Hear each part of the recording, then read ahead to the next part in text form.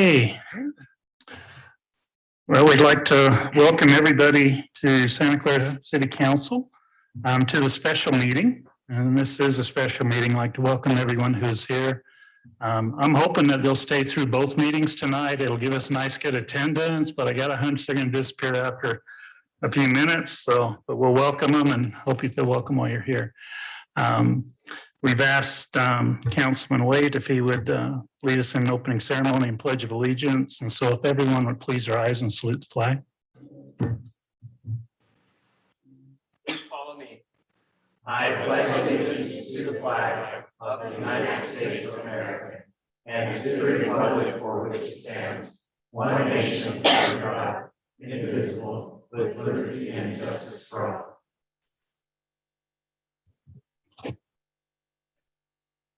Our dear Heavenly Father, we're very grateful for this opportunity we have to meet tonight. We're so grateful for this wonderful community we have to live in. We're so grateful for the moisture we've received lately, and we're so grateful for this change coming to our community and our council. We're grateful for Wendell and all the service he gave to our community, and are excited for our new council member. We ask for thy guidance in this meeting and in our upcoming meeting, and say this in his name, Jesus Christ. Amen. Amen. Thank you, Jared. Let me go through roll call. I'm Mayor Rick Rosenberg. We have present tonight on the council, Councilman Jarrett Wake, Councilman Danny Drake, Councilwoman Lena Mathis, and Councilman Ben Shakespeare. We'll excuse Councilman Gubler. We were gonna do a little thank you to him, but after 2 years of absolutely doing his best to not get it, he got COVID. And so he is ill tonight. We'll bring him back in a month or so and give him a little award for everything that he's done. So we'll excuse him tonight. We do want to, however, under item 3A, introduce and swear in Mayor Rosenberg and the new council members, Krista Hinton and Ben Shakespeare. So we'd ask Krista if she'd go ahead and come on up on this side of the wall. And she'll be sitting between Lena and myself. And so you two can huddle and, and within arm's reach. And councilman within arm's reach of the mayor, don't be afraid to use it. But I want to welcome you here. We are going to turn the time over to Chris for the swearing in. Okay, so we'll need you guys to come down here. Stand in front. Mayor, Krista, and Ben.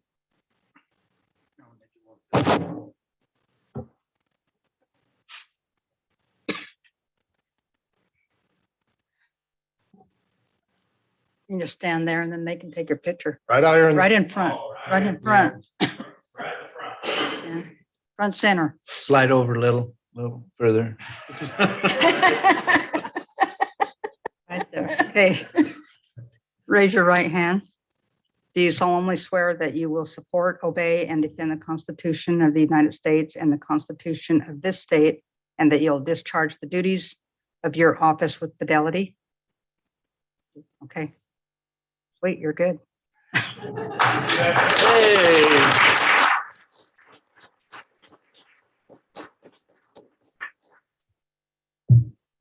Any pictures?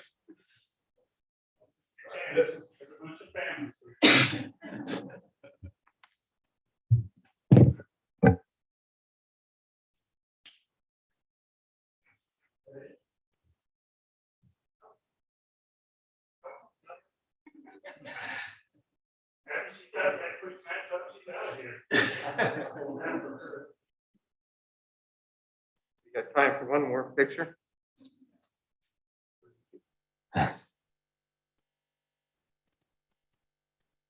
Thank you. See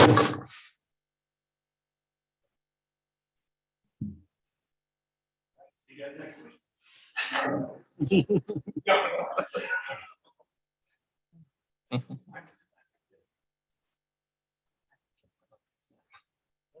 I do want to thank all the family members who are here tonight. You do this job with the support of your family, or you don't do this job. So I do appreciate the family members that are here. You notice my wife's not here. When I told her this morning, she just kind of said, been there, done that. But I appreciate her too. Okay, item 3A2, this is consider approval of the 2022 yearly meeting schedule. Chris? Yes, every year, the 1st of January, the council is asked to, oh, that's the wrong one, sorry, I'm sorry. So every year in January, I send have to send the meeting schedule to the Spectrum. It's in the packet there, and so the only change that was made is the Heritage Commission. It changed from the second Thursday of the month to the first Thursday of the month. So, so staff recommends approving it so we can get it sent off to the Spectrum and posted on our website and here at the city office and the post office. Okay, council, you got the schedule in your packet. Any questions on the schedule?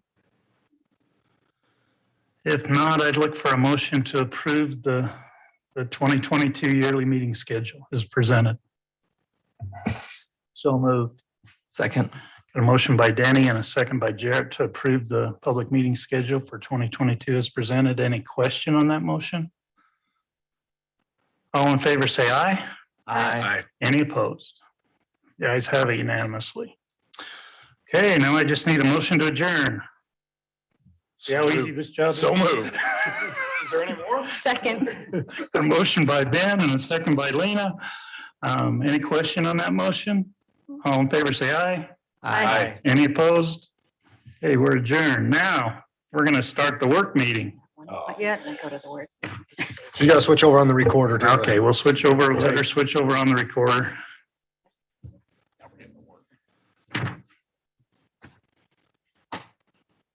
Well, I'll wait.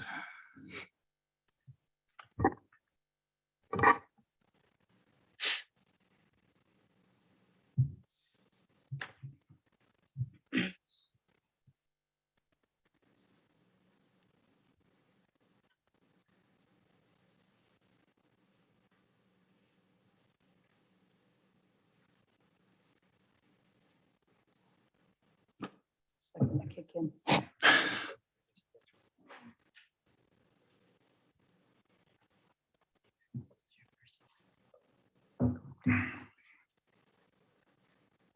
Good. We're good? Okay, I'd like to go ahead and call this Santa Clara City Council work meeting to order. We have present tonight, myself, Mayor Rick Rosenberg, Councilman Jarrett Wake, Councilman Denny Drake, Councilwoman Krista Hinton, Councilwoman Lena Mathis, and Councilman Ben Shakespeare. So thank you, council, for being here. I think we've done introductions, so we'll jump down to item 3, communication and appearances. Do we have anyone who has come to address the council tonight on an item that's not part of the agenda? Gone. We'll move on to item 4A, general business, where the Chief Flowers is ill tonight, and so we're going to put off the introduction of the new police officers to a future meeting. Yes, that's correct. Okay, so we don't need to table that. That's not an action item, right? That's correct. Okay, the exciting part of the evening is coming up fast. Fiscal year 2021 audit. Hinton Burdick, Steve, welcome.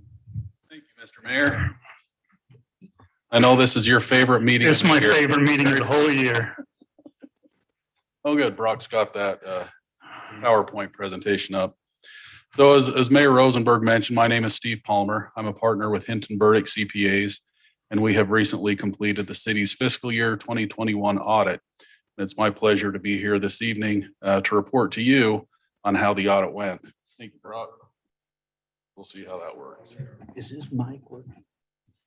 Lift your mic up a little, Steve. Is that better? Mhm. Okay. So first of all, the burning question that all of you want to know is, did the city pass the audit? The answer to that is a resounding yes. The city passed. In conjunction with the audit, there are several reports that we issue. The first being the independent auditor's report. And it's in this report where we communicate whether or not the city passed. And we do this by issuing an unmodified opinion on the city's financial statements. Meaning that in our opinion, as independent auditors, it's our opinion that the city's financial statements present fairly the city's financial position and the results of operations for the year ended June 30, 2021.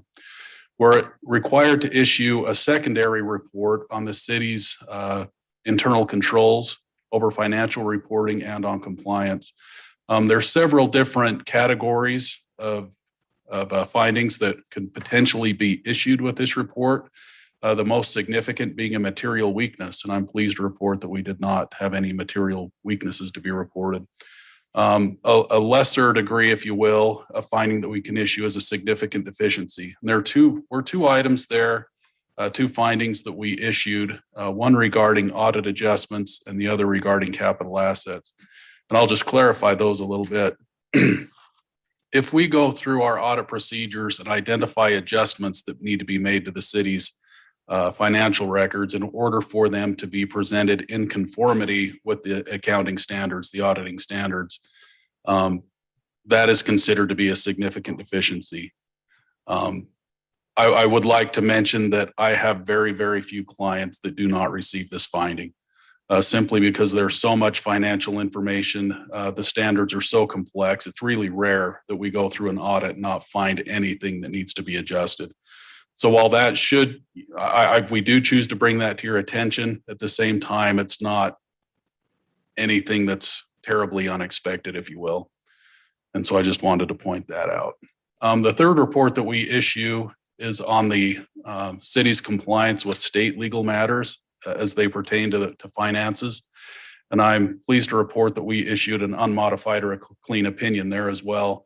There was one instance of non-compliance that's included with our findings and recommendations, and that the general fund exceeded their budgeted expenditures by about $1.5 million. Now, with that being said, I would like to say that's due entirely in part to the city having refunded $2 million of debt during fiscal year 21. When you pay off an old debt, even though you're bringing on a new debt, you've just refinanced it for better terms, we still have to report that principal payment to retire the old debt as an expenditure, and that wasn't budgeted for, and that's what caused that finding. Let's look a little bit at the city's finances. The total net position of the city, or the equity, so if you were to take all the city's assets, back off the liabilities, that residual amount is the equity, was about $41 million at the end of the year.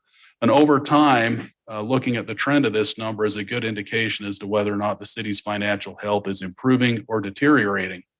So for the year ended June 30, 2021, the net position increased by about $2.7 million. And that is comprised of the governmental activities, meaning the general fund, grants, capital projects, et cetera. The net position for those activities increased by about $1 million. And the net position of the business type activities, that would be water, sewer, electric, those type activities, increased by $1.7 million. I like to present these graphs. It kind of shows where the city is currently in comparison to where it's been over the past few years. That top line represents the total assets of the general fund. The gray line is the equity, and that kind of orange line is the liabilities of the general fund. You can see that over time, the fund's assets and equity have been very stable, have been increasing at a very healthy margin. That blip you see in assets in 2019, it's kind of an anomaly. The city issued debt in 2019, so the cash went way up, but it wasn't spent until fiscal year 20. So you see it go up and then go back down. But overall, that trend is very positive for the general fund. And here's the cash trend for the general fund as well. The blue line represents total cash, and the orange line represents unrestricted cash, cash that's available to be spent at the council's discretion. And again, you can see in 2019, there was that blip upward from the bond proceeds. And then as those proceeds were spent in fiscal year 20, it went back down. But overall, it's an upward trend. Let's take a quick look at the water fund. The blue line represents the operating revenues of the fund, and the orange line, the expenses. You can see that there's a good margin between the two, and that's just what we would expect to see in an enterprise fund, in a utility fund. We want to see a margin between the revenues and expenditures so that those funds are able to accumulate the resources they need for future improvements. And here's the cash trend. for the water fund. It looks kind of interesting. We just talked about how the revenues outpaced the expenditures, yet cash decreased. That's because the water fund had a significant amount of capital outlay during fiscal year 21. You spend a lot on capital assets, and those items are not immediately expensed. They're put on the balance sheet as an asset, and then they're depreciated over their estimated useful life. So the expenses is recognized over the years that those assets provide service to the city. And that's how the revenues outpace the expenditures. The cash that went out for those assets has not been recognized as an expense quite yet. Here's the sewer fund. You can see that we have a good margin there between revenues and expenses as well. That peak you see in 2020, the city received a pretty significant contribution from a developer for this in the sewer fund, and that caused the revenues to jump up a little bit more than expected in 2020. And here's the cash trend for the sewer fund. That top line represents total cash, and the bottom line represents the unrestricted portion. And the electric fund, operating and revenues and operating expenses both increased by a pretty good margin. Revenues were up by about 700,000 operating revenues, but operating expenses jumped up as well, and that's mainly due to increased cost of power. I don't think that's a surprise to anybody. The power costs are increasing. And here's the cash trend for the electric fund. Again, the top line represents total cash, and the bottom line representing the unrestricted cash that's available to be spent at your discretion. And last but not least is stormwater. The spike you see in 2019, it was a result of the grant revenues you received from FEMA from the landslides. Then it comes back down to a more expected level in 20 and 21. And again, there's a slimmer but still acceptable margin between revenues and expenditures. The fund is operating with net income. And the cash trend for the stormwater fund.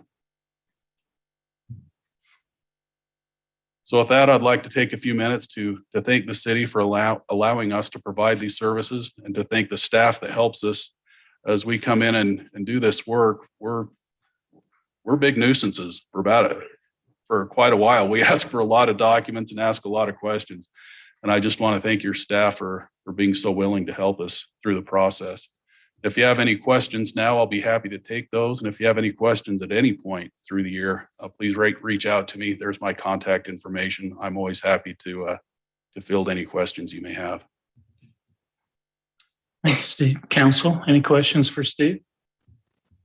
Everybody should have got the report in your box. So there's more detail. We'll get your box, show you your box and everything out there. There should be a bound document of the audit in there for you. You can reach out to Steve anytime with questions, or to the staff if there's questions. But any questions for him tonight? Thank you. Thank you, sir. Appreciate you. It's good seeing you always, Thank you. especially with those clean reports. Yeah, that's what you want. Thank you. Thanks, Steve. Okay, power cost adjustment, PCA discussion, Gary.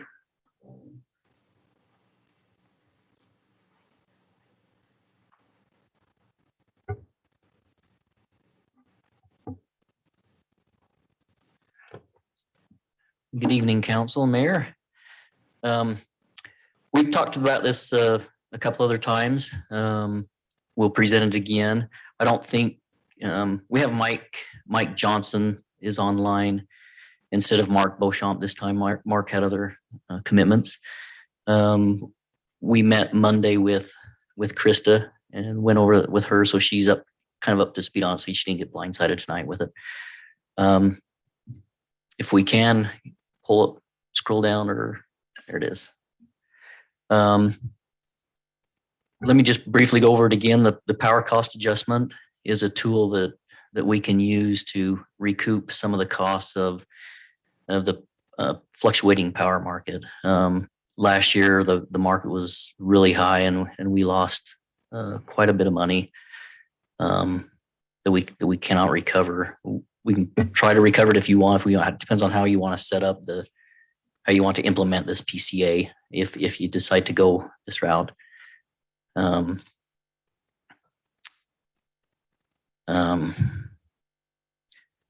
we scroll down maybe to the UAMPS ones at the bottom? You want to go through this power cost adjustment right here or keep going down here? Down to, they're right at the end, I think.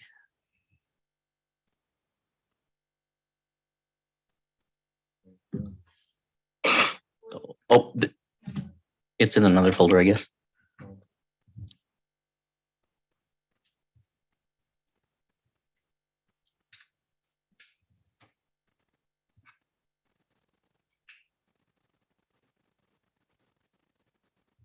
This is a UAMPS report that I got last month. This shows that spike in 2001 through the Enron crisis. This is what they're predicting in July of 22 is to be even worse than that. Scroll down to the next. This is kind of their forward market prices, what they're predicting the prices will be next year or this summer, I guess. So high load hours are 8 a.m. till about 11 p.m. at night, Monday through Saturday. So pretty much all day, the power prices, I don't know if this is an average. I don't know how he came up with this number. I'm assuming it's an average for the day is in the $260 range. Normally it's around, in the 50s. So power prices are going to be, we're not looking very good for next summer. Mike, are you online? I am online, yes. Okay. So I don't know if we want to go through this presentation again. Would you like us to go through some of the slides on the PCA, or do you have questions for me or Mike? Gary or Mike, the spike that they're projecting this summer, is it just less generation out there? Is it the drought on Colorado River, the crisp power reduction? Why do they think it's gonna exceed what happened with Enron? I'm not sure. I haven't heard anything, specifics. They just said with the market price, with I'm sure it's fuel prices, everything, just everything that's going on. Are there more plants going offline that are going to cost? San Juan will be going offline. Is it this summer? I thought it was next year. No, it's this summer, So June 22. San Juan will go offline, and we were supposed to, Enchant was supposed to pick right up, but it's looked like it's going to get held up. So we might not have the Enchant either. That was going to replace San Juan. They're taking over that plant and doing a carbon capture technology to keep that plant running. And there's some holdup with the dealings with the city in New Mexico there. So is that the Bureau of Reclamation readjusting? Is that going to hit at the end? some of it, yes. I've heard that one's coming with the crisp reductions, just because of water levels in Lake Mead and Lake Powell. Yeah. That's going to affect the market as well when there's if they can't run crisp. I think this is a good assignment for Krista. If I need some cheap power. Have you done any adjustments for the 2 generators that we're going to have coming on? Adjustments, like Meaning we're going to have additional opportunity to do our own power. So have you looked at those numbers to see how much more we can produce to reduce the amount we'll have to purchase? yeah, like I said, we'll have almost 9 megawatts that we can generate, and that's gonna help us this summer. Definitely, we're gonna run them as much as we can, depending on fuel prices. But gas prices are at their all-time high too. It's usually around $2 to $3 a decatherm. Now it's around $5.30 a decatherm right now. So, but we'll be working with Christelle and I will be working together to try to figure out how efficiently we can run those generators. We'll try to run them a lot more than we did last year. Well, with those additional 5 megawatts, so we're 5 megawatts less in the market. Yes. and will be 5 less. So that's going to be, I believe will be a savings. The other option we've talked about a little bit, if this is the market, depending on what the strike price is on running those generators, is if we run them past our time, because some of the municipalities, they might be still needing to be in the market into that 24th hour at midnight and into the morning still might be, there might be an opportunity for us to run our generators even more and sell that back into the market. If say the market's still at $150 and we can produce that at $50 or $60, it might be worth to continue to run them and sell it back in the market. So that provides us that opportunity as well to help recoup some of that with the increased cost of power.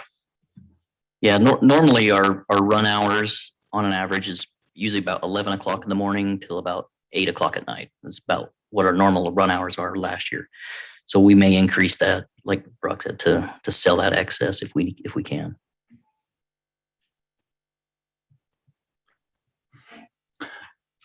I think, Gary, I'd like to see some of the other slides, just quickly go through the presentation. Krista's new, probably going to be new for her.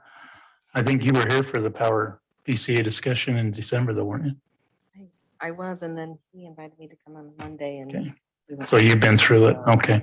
Maybe just quick. We do have some people in the audience. Okay. And council, if you've got any questions, jump in, get them asked. This is going to be coming back to you for a vote. And so, Okay, Mike, would you mind going through this PCA, please? No, I don't mind. I can go through it.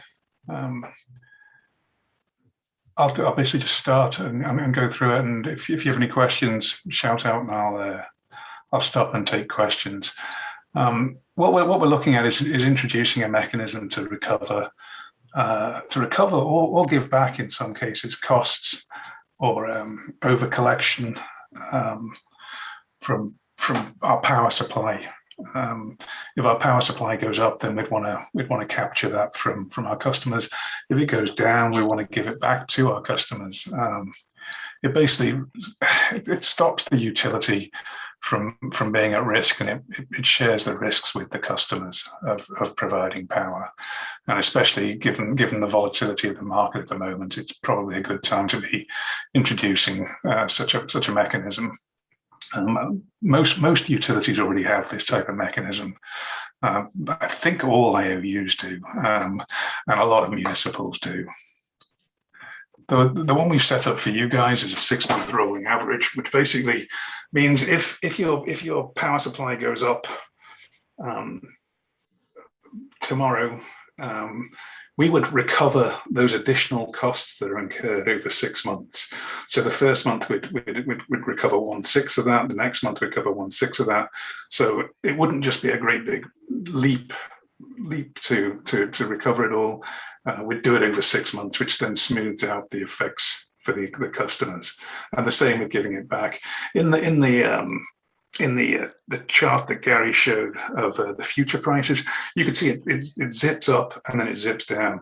So if we did it on a 1 month, we'd suddenly give people huge bills and then we'd give them a huge credit. Whereas here, what we're going to do is we're going to. We lost Mike. Yep. Oh. Can you hear me, Gary? Yes, now we can. Oh, okay. Well, I'm not sure. Did I get cut off? Yes. Okay. I was saying with that big spike that we saw, that was only over a couple of months. So with our PCA, we'd recover it over 6 months. So when that spike hits, we'd take 1/6 of it every month. But when it drops down, we'd also be taking 1/6 back every month. So it would level out over the period of time, but we'd reduce any risk.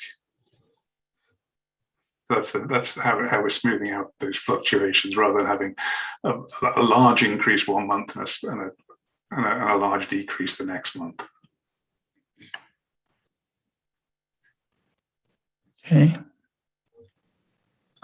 This is how it's actually calculated. If you look at the top part of this, where it says July to June, we look at it's basically your forecasted power supply from the cost of service study. We look at what the what the power supply was going to be in dollars from your power provider, and what we anticipated the energy that was going to be sold was, and that's what becomes what we call our base. And then when we move forward, we calculate a rolling average of what our actual power supply costs were against what the kilowatt hours sold were. Because in the forecast, the July through June, we're going to be off somewhat, but we're going to make up what we're off in this using this rolling average. So we take this rolling average that we've calculated based on the 6 months, and we subtract the base from that, and that tells us what our PCA should be. So if our PCA, if our 6 month rolling average is less than our base, then it's less than our base. We would be giving back money to the customers, and if it's greater, then we would be we'd have a positive PCA, so we would be charging them.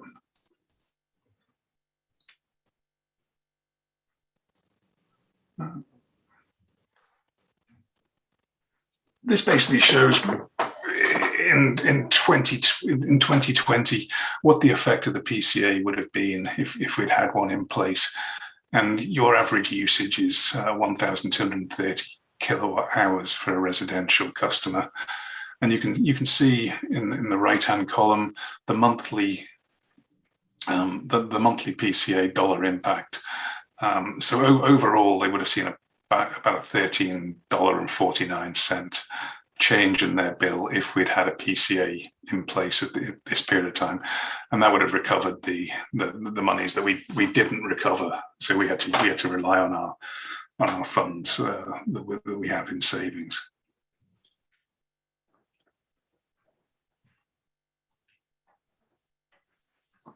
This shows the change in power supply costs since we did the cost of service. You can see the prices went up 7.9% in 2020, which is why we had, when we calculate out that PCA, we would have needed to collect an extra $13 from the residential customers, and it's gone up since then by about 20%. This is through. It's not a whole year. I think it's through June, maybe through August, July or August. So you can see there's only 34 million kilowatt hours.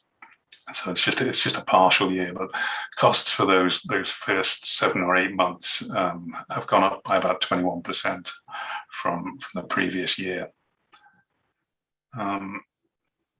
We also looked forward to the end of that last bullet should actually say 2022. Apologize for that, but this is what we're forecasting now. The PCA would need to be in January 21 in order to recover the additional power supply costs that weren't included in the rates that we set up for you guys. So for every kilowatt hour you're selling at the moment, we're under collecting by 2.28 cents.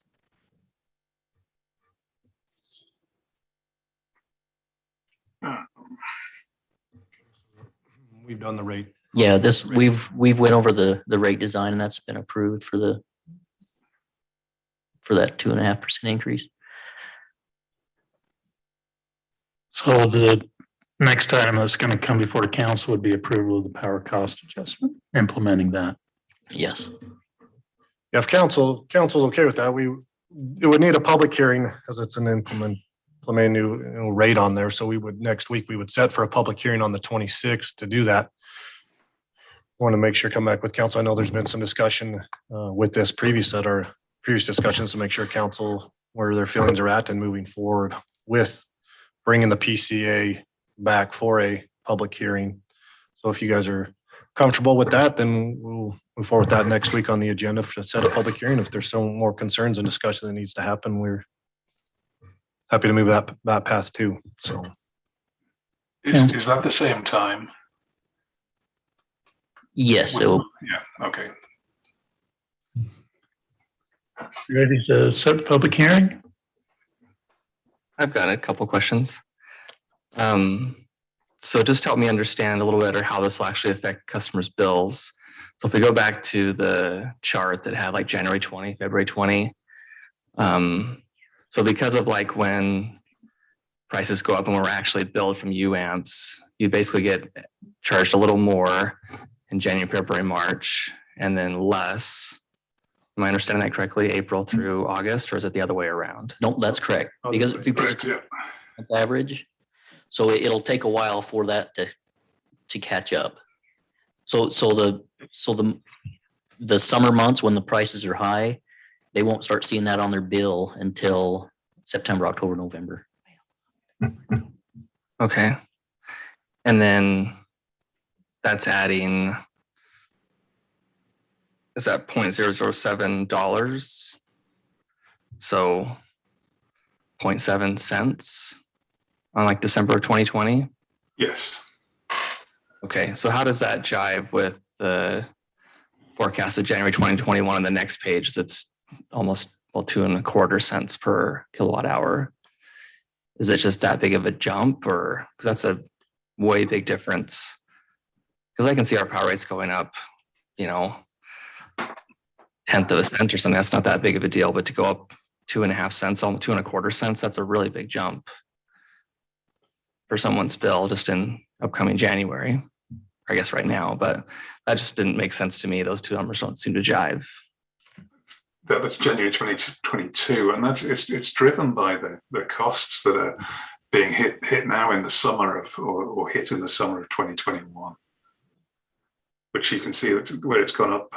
If you look at you can't see my cursor, but where it says 2021 there, you can see it's gone up to 8.4 cents per kilowatt hour.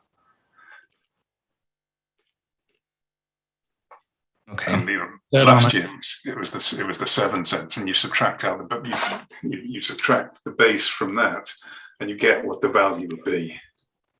So it's basically the summer costs are going to start hitting, and they were substantially higher in 2021.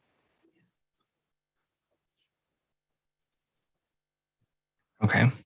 But they may come down a little bit, depending on what's happening now. By the time we get to 2021, we'll have a couple of 2 or 3 of the winter months, which will start bringing it down. Okay. So I understand why we're looking at this. I'm just concerned of like a big jump in someone's power bill because of a crazy summer. Someone's on a fixed income. They don't expect that big of a bill. And you can tell me we'll get a refund later in the year, but why don't we just average it out better so it's just a little bit every month? Or I don't know. I understand. It is going to be a little every month. It's not going to go from whatever you said before, the 7 cents. It goes up every single month at the moment while these power supply costs are going up.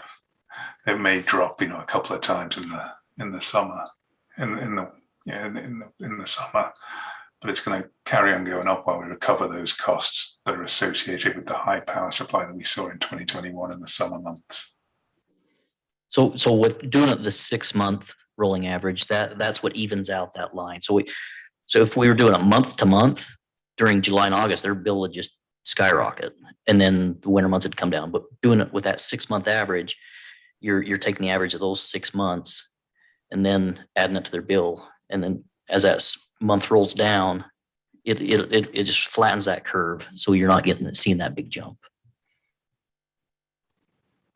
Okay.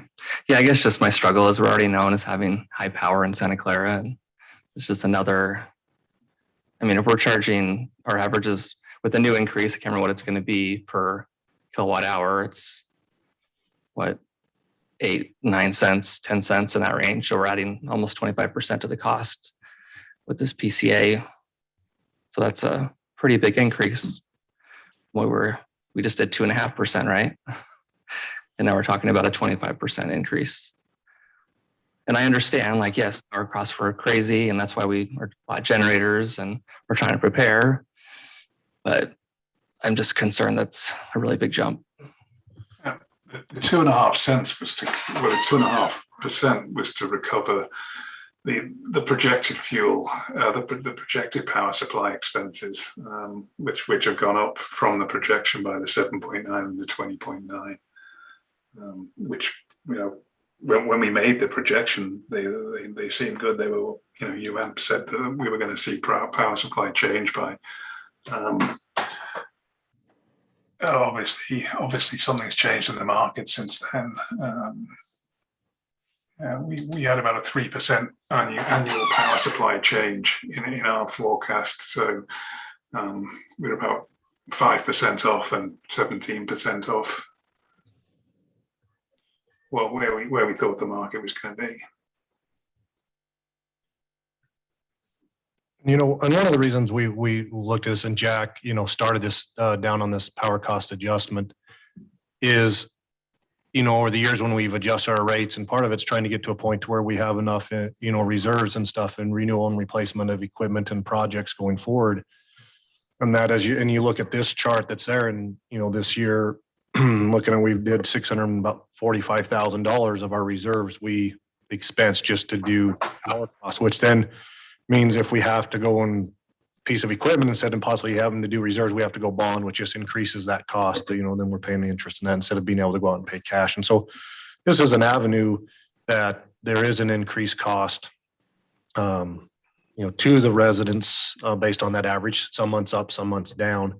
But hopefully in the long run that there is a benefit that way, that we reduce our need to go into the market of bonding and increase the bond costs and interest on those. So hopefully, when we do believe that with the 2 new generators that we did purchase, that this hopefully will flatten out that need to be in the market of buying power, which will help keep this need lower because we won't be buying as much power. That, I mean, that's hope this will, we really flatten, won't be as near as a factor as it looks like right now, when it looks like, you know, $645,000 and what we're looking at trying to recover. Hopefully that number is much smaller, like that 187. So one of the issues too is that this is not just happening to Santa Clara. This is an across the board. UAMP's membership and even those that are not members are going to see huge increases in power. I mean, as they close the power grids with the fossil fuels and the hydroelectric shutting down, I mean, we're talking major increases in any municipality, anybody that has their own power system throughout the nation. So it's something that we need to try and minimize as best we can, but understand that unless we could get that power plant online in Idaho quicker, you're at the mercy of those that are producing the power and the rate that they charge. Brock, is there any, I mean, I can remember Enron and what it did to city reserves when that spike hit with Enron. I can tell you what happened. Is there any fear that we gobble up all our reserves this summer with that spike? I wouldn't say fear that we gobble it all up, but yeah, the market goes that that's 645. I mean, from what they're showing, we could replicate that again. Like I said, my feeling is with the 2 new generators, and we're taking 5 megawatts, we're not in the market, that is mitigating some of that fear and that exposure. So I don't think it, going to be worse. I don't, unless the market really goes to the, talked to one time when it was like $1,500 a megawatt. If we're in that market, that just is what it is. But I think if it's like what it did this year, if it's similar to this year with that additional 5 megawatts that we can generate, I feel we've mitigated some of that risk with that we won't be worse. That's what my hope and feel with those 2 generators, that we've mitigated a lot of that cost of taking a big chunk. Who are we talking to? Mike. One of the questions I have, Mike, is the Enron was a false pretense done to generate monies for a company. Why are we looking at this spike in a regular market? I think it's a combination of the capacity availability with generators shutting down and then other ones opening, and there's a gap when there's available energy. And also the price of energy is going up. You know, look at the gas pump, you can see it's going up. And there's you mentioned about the cost per decatherm, that's going up. It's not as much as the capacity portion of it. But if you look at that chart that was shown, it just spikes and then comes back down. It doesn't, it's not a long-term thing from what I could see. I just looked at it now, but it looks like it spikes and then drops down when a new unit opens. I'm thinking that's what's happening, but I don't know the UAMPS market well enough to know what's driving it. But I know I'm seeing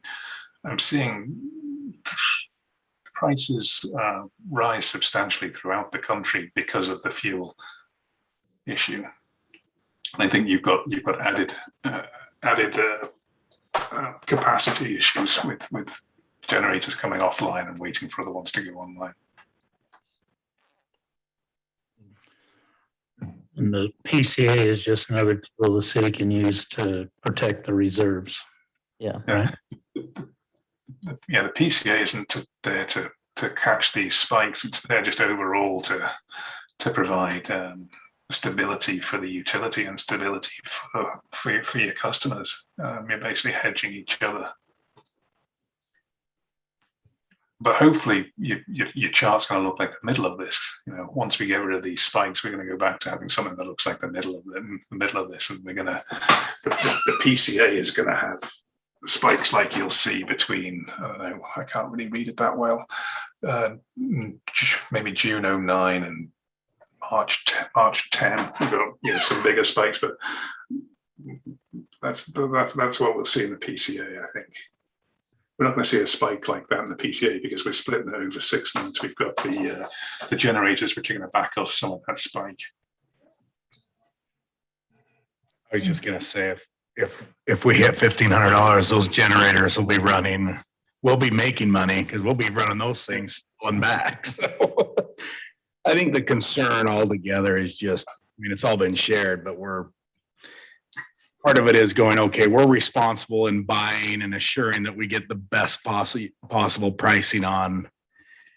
And it feels, and I know it's not this, but it feels, from a consumer side, like, okay, my electricity is banking on somebody controlling what we pay, what our cost is on that. And I know you guys do a really good job on that, and so does UAMPS, but it is a concern that also, and I know it gets shared over all that, but we've gone out and we've spent, $5 million on generation. We've just done a 2.5% increase that's going to happen for the next 3 years. And, and then you look at this, and I mean, it makes my blood boil just knowing that a lot of this is just policy that we've got oil, we've got gas, we're taking things out that are just going to drive this up, that ultimately person that get hurt most, there's those that can afford it, but those that can't, it's just fixed income. I just look at it and just, I mean, it's, you look at that and I just go, man, we got those generators, and I know they're all comes back to natural gas prices and that, but I know why we need it. I know why it's there. I just, I just cringe thinking we're going to be, we've got the potential of being, 10% on top of everything else that every resident in the city's feeling. And a lot of it's just, I mean, we've got it. It's just, so I don't know. We've got to have, I just don't know the best way to implement it. We've had multiple discussions on this, and, and I look at those numbers, and you look at it and you go, yeah, it's $13 a month in the average bill, and based on the numbers we've had previously, but that's not based off what's $13 was for a year. That was for a year. $13 a year. Yeah. Not a month. Okay. But that's not what the numbers are showing, though. That's my problem. Those numbers aren't. I still don't know how this is making math, because those numbers aren't, those rates aren't matching what that number is. And I still don't know. I think that's the confusion, is I'm looking at this and if that's $13 a year, I don't understand why those percentage, you're looking at those rates.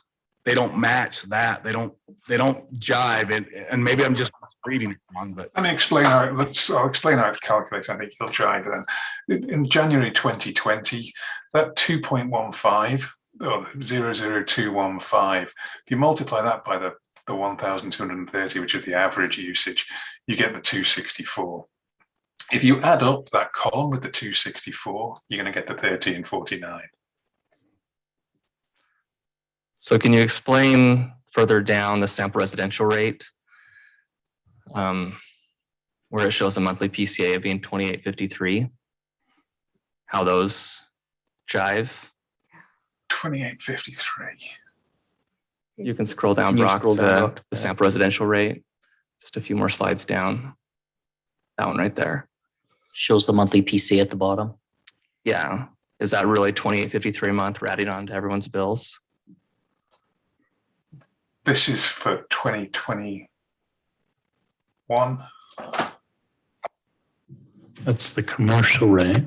Oh, No, this is residential. Sample residential. And I think it would help us if that earlier chart we were looking at was based off 2021 numbers. Can we update that before it comes back to council? Because the numbers were very different in 2021 than they were in 2020. So I think we'll get a really better idea of what we'll be asking residents to pay if we see the 2021 numbers in that chart. Okay. And that way, maybe where the difference is in this 2853 versus $13 for a whole year. Well, let me go back to the typical year with the 0.00215 in January 20th. If you look at the rates, again, it's averaged over a 6-month period. So there are times when that rate, for example, in May is 0.004. So there's a fluctuation because of the averaging, and the way I understand it, if you took all the rate decreases and all the rate increases and did your math, then you would come up with $13 a year. Yeah. So it's not, I don't think you can look at that chart and take 1 month and say, we're seeing a huge increase, because it's going to be averaged over a 6-month period, part of it less than that rate and part of it more than that rate. You understand what I'm saying, Lena?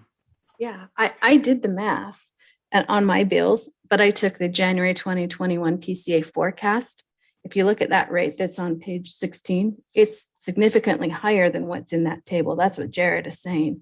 Yeah. So if you use that rate that they have on there per kilowatt hour, you times it by like my bill, which is a little less. I'm like a 1,190 average user. Every month, my bill increased. I never had a month where it was less. It went up every single month. And in the winter months, it was closer to $30 a month higher, because it's the 6-month average from the summer, which you have the peak high costs. So I get what you're saying. I agree with him. I think our residents are going to see significant increases in their bills. And I understand the need to offset our cost. Don't get me wrong. I understand that. I'm not real thrilled about doing it this way. So how many users, sorry, I'm trying to find the action, and I know we've asked this question, Gary, I feel like we've put you on the spot on this every time, No but problem. how many users do we have? Just over 3,000 customers. Yeah. Yeah, just over 3,000. 3,100, I don't know. And yet we were $600,000 short this year. Closer to 7 by the end of the year. So that's what I guess that's the math I'm trying to understand is we're 700 short. We're going to up at $13 a month on 3,000 A year. a year. I'm just, Yeah, that's not going to make it. it's no, we're a little short. That's where I guess I'm having a hard time understanding. So you go 1,349 times 3,000. Oh, sorry. Someone's already got this out there. Staff's already way ahead of me. So we're still about 650,000 short. So I'm just trying to figure out where that's where I just don't, The numbers aren't adding that's up. $40,000. Yeah. is what we're saying at $12 a year, $13 a year. So that's where That was off 2020. I think that chart was off 2020, not 2021. That's why I think the statement of bringing it back with 2021 numbers, Yeah. bit a much another picture, but you know, they've been working on this and that these numbers can be updated. But that I think that's where we're at, because if you take, this is, if you take 700,000, you know, and divide that by our 3,000 customers, it's $233.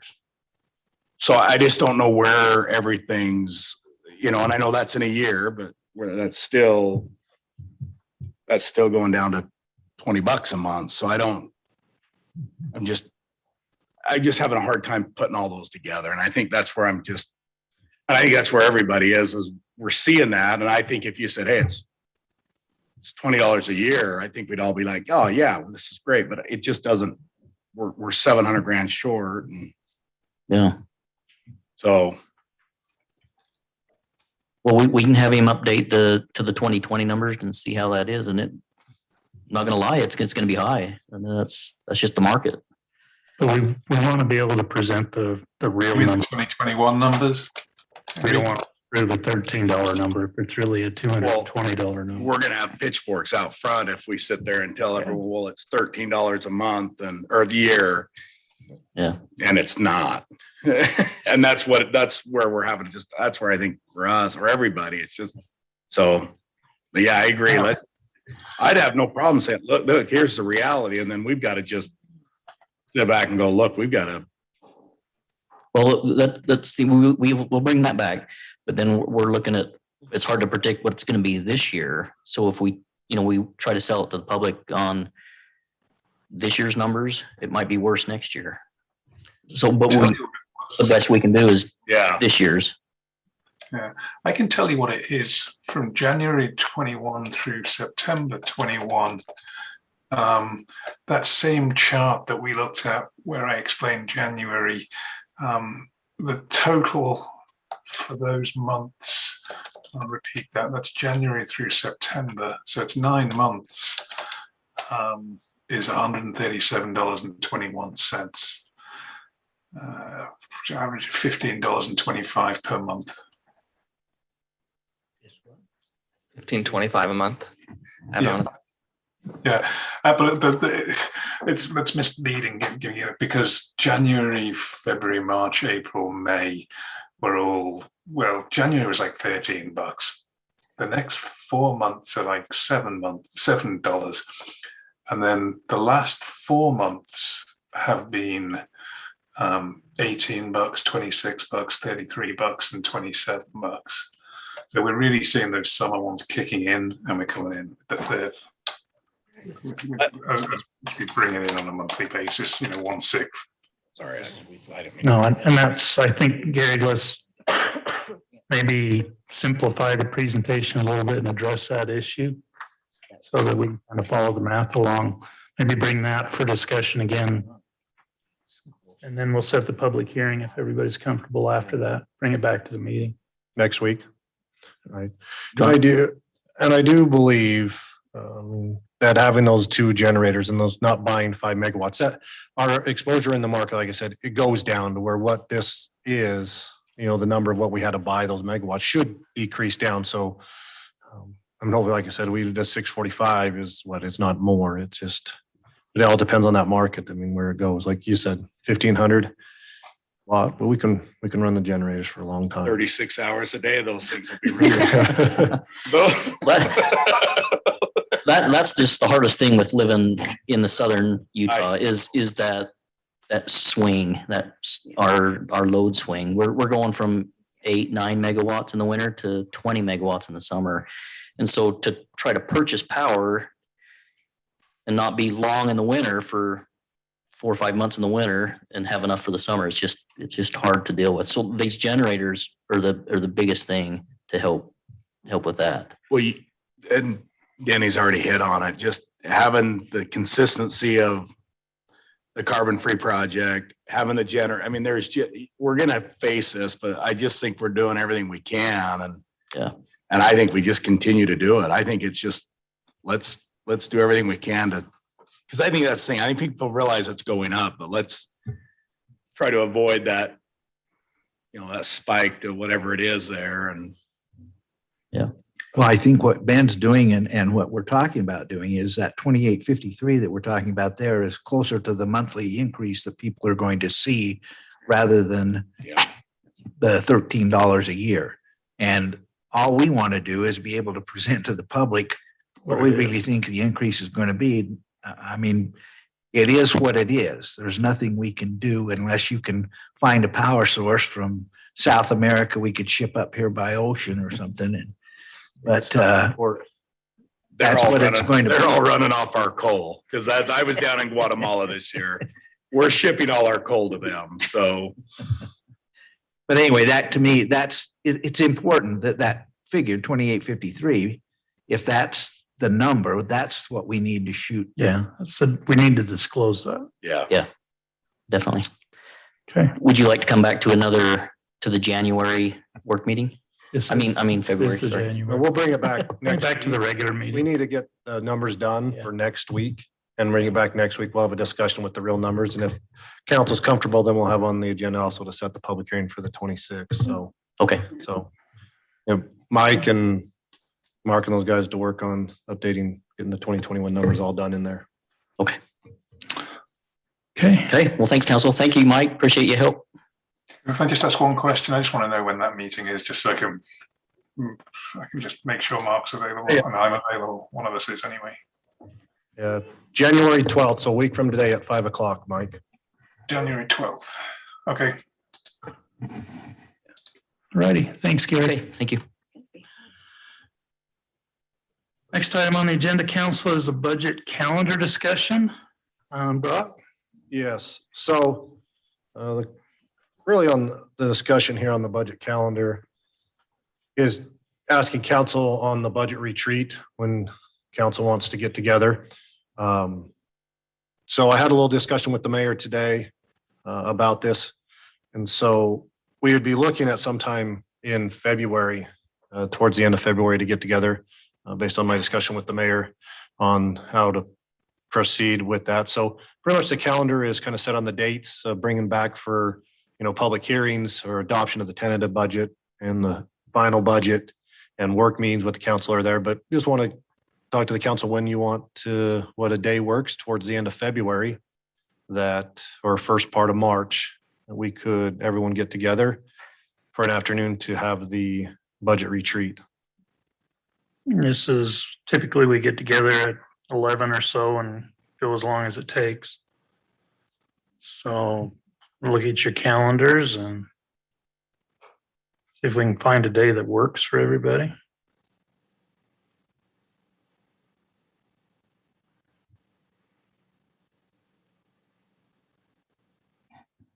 I mean, do you want to do it like on the 16th where On we don't have an off day for our meeting? You do it that way.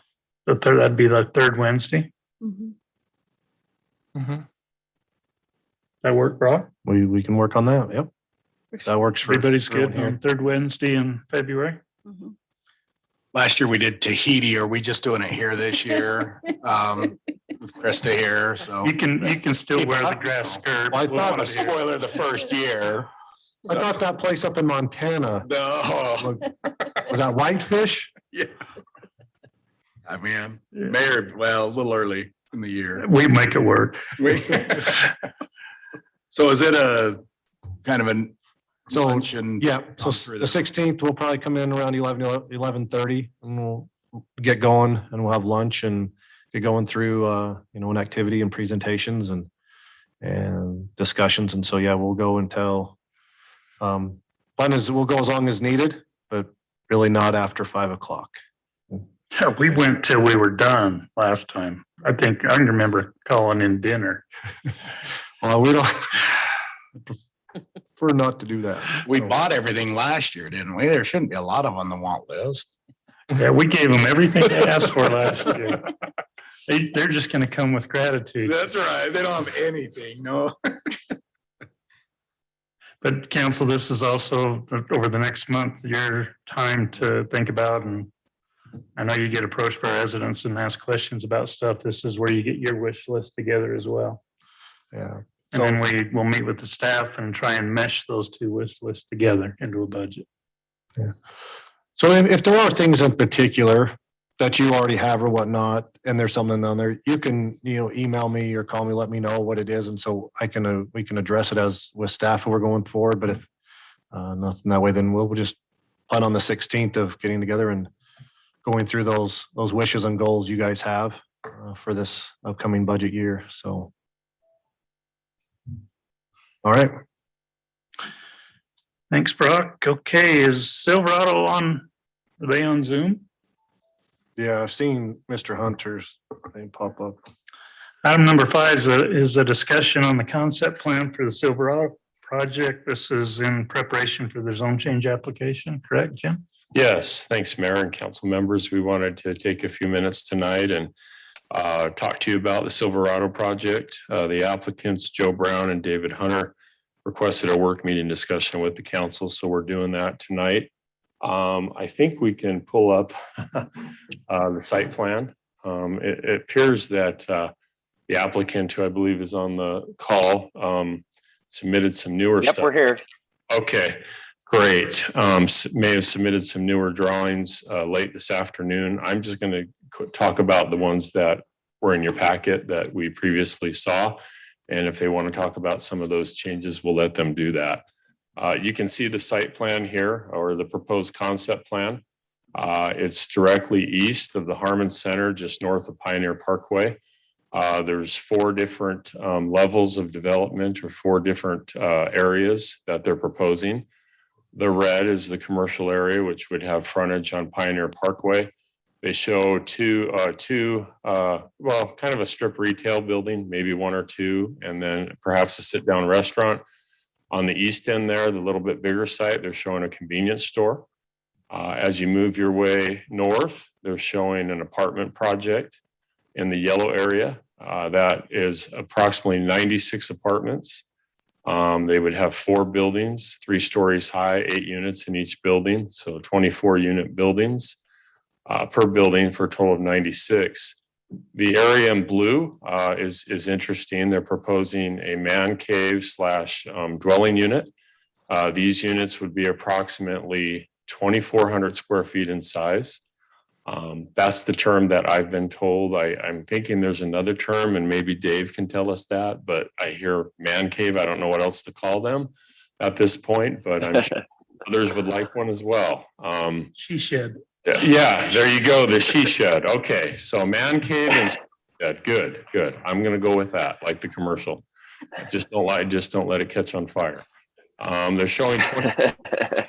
They would be accessed with a public street. You can see that running down the middle, so it would be a public street. The thing that's a little unique here is these would include dwelling units. So if you were to buy one, it's 2,400 square feet in size, but it would include a studio apartment. I don't know the square footage, but there would be a bedroom, a kitchen, and a bathroom. Maybe that's a good thing if you get kicked out, or maybe that's a bad thing if you get permanently. Just depends. So these appear to be the rage in the area. We've seen some of these in other areas of Washington County, and so this is a popular product. So saving kind of the best for last, and kind of the cool thing they're really proposing is to the east. Not that the whole project's not kind of cool, but the green area is an area kind of unique.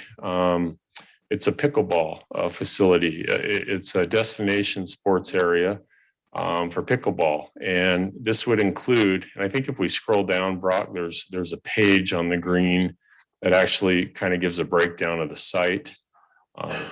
And we'll get there in just a minute. I know that the site's just over 5 acres in size. And we have some nice pictures here. I'm going to give the applicant a little time to do that, so you don't hear it twice. I'll let him kind of give you the show. But you can see this from a top view. It's really cool. You see Pioneer running, in front there. So it's a sports bar type of concept. The closest building to the bottom of the picture there, similar to Chicken and Pickle. If you look at that on the website, their facilities sports bar type restaurants that you see in the Midwest. I've seen them in Missouri, Kansas City, Texas. I think there's 7 or 8 locations. They're quite unique. I don't know if a chicken and pickle would come here or if it would be something similar to that type of branding. But they have, it's food, it's a sports bar, and then they have a lot of games that include pickleball. So you can see here the facility includes outdoor pickleball courts and indoor pickleball courts. And on this particular site, they were showing 10 outdoor courts with 23 indoor courts, which is pretty significant and pretty large. The idea is this would be a destination location for pickleball and tournaments. So this would be quite unique to our area. We know that's a very popular sport here. I'm not aware of any facilities quite like this in Utah. So this would be a real unique destination location for that type of use. Briefly, I want to go over some of the procedural stuff that we'll have to talk about with this project and give some time to the applicant because they've got some items they'd like to talk to you about, and maybe they want to talk about some of the newer slides. Currently, the property is zoned PDR or Planned Development Residential.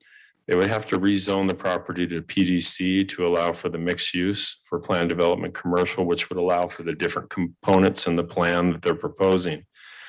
We talked about the concept plan. It's in front of you now, the 4 different types of development that would be included or 4 different projects. We would suggest that the properties be subdivided as well. I mean, you've got pretty big property here. I think it's over 20 acres in size. You've got 4 different unique projects involved in this plan. The yellow area does include a 96 unit apartment project.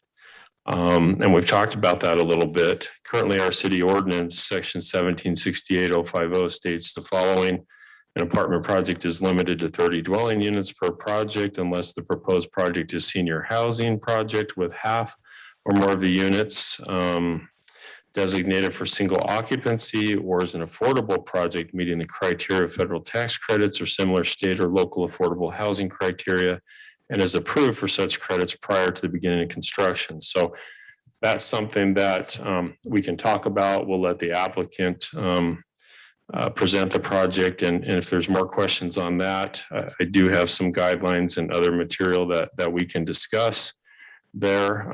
We're suggesting in talking to city legal counsel and staff that a development agreement be done for this project if they proceed, because it is complex and pretty large scale, that they put a development agreement in place that addresses each of the 4 components of the project. And then we talked about it being subdivided. And we can talk, let's give the applicant some time and perhaps council members have some questions.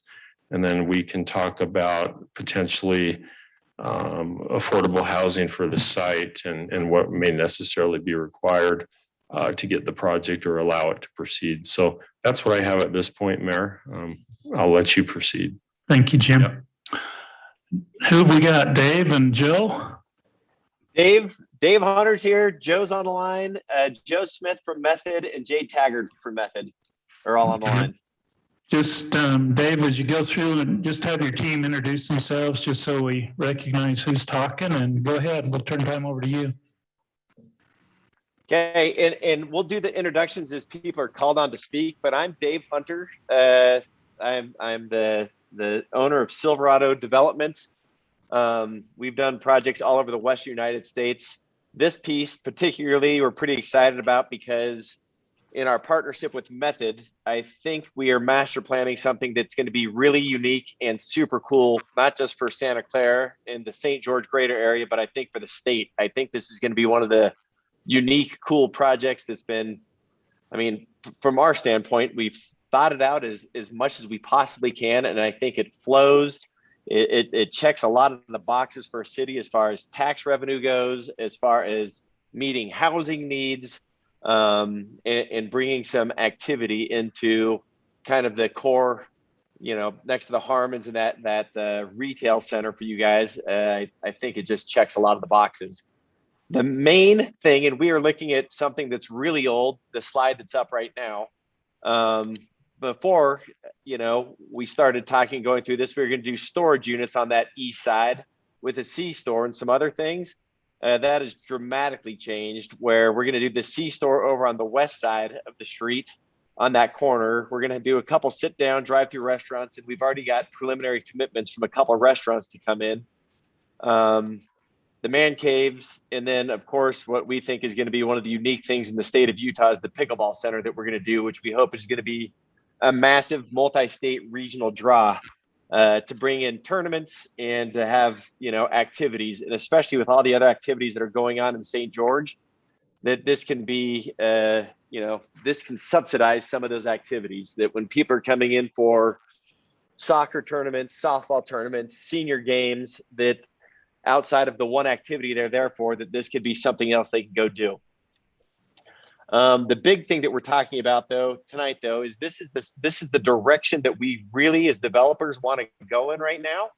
And our hurdle right now is the city ordinance that says per project, there's only 30 apartment units allowed. And in the landscape of Santa Clara and everything else that's going on, we really are strongly hoping and pushing for this 96 units, just because we think the demand and the need is so massive in that area. And we've kind of redone this whole entire site plan, thinking that if we could get those 96 units in, that we could do the rest of this project. And if you go through the slides, I think it really looks world-class. We've gone through a lot of iterations. We've gone through a couple architects. We've landed on method. And I don't know if you guys can give Joe Smith the control of what's going on the screen, but we have the whole thing 3D rendered and flyover, so he can fly you guys around the whole thing. And it's actually gives you probably a better bird's eye view of what this project actually looks like. So, and then Joe, you can introduce yourself and see how you can take the screen over. You bet, Dave. Thanks so much. Good to meet you all. My name is Joe Smith. I'm a principal and founder of Method Studio. I've got Jay Taggart here with me. He's one of our senior architects and project managers. And Jay actually has control of the 3D model if and when we want to switch over to that. Is that a possibility? To share our screen or share screen? They're working on it, guys. They're doing really cool hieroglyphics right now. I think we just melted the entire server stack of Santa Clara down, of whatever just happened. Do we see it now, Dave? Is this what just came up? Yep. It looks that way. Yep. Okay, and so we haven't seen this yet, staff. So go ahead and you guys go ahead and walk us through it. So Jay, do you want to, since you're controlling, do you just kind of want to do an overview on what, as you pan around? I'm hoping it works virtually. Yeah, so starting here, this is the sports complex. So this is the restaurant and the pickleball courts, the indoor and outdoor pickleball courts. So let me just kind of go, and you can see the rest of the site. We were calling those man caves toy garages to be politically correct, I think, and then we have the multifamily beyond. Some things that are unique or different from what was in that packet is we added some amenities, and we'll get to that.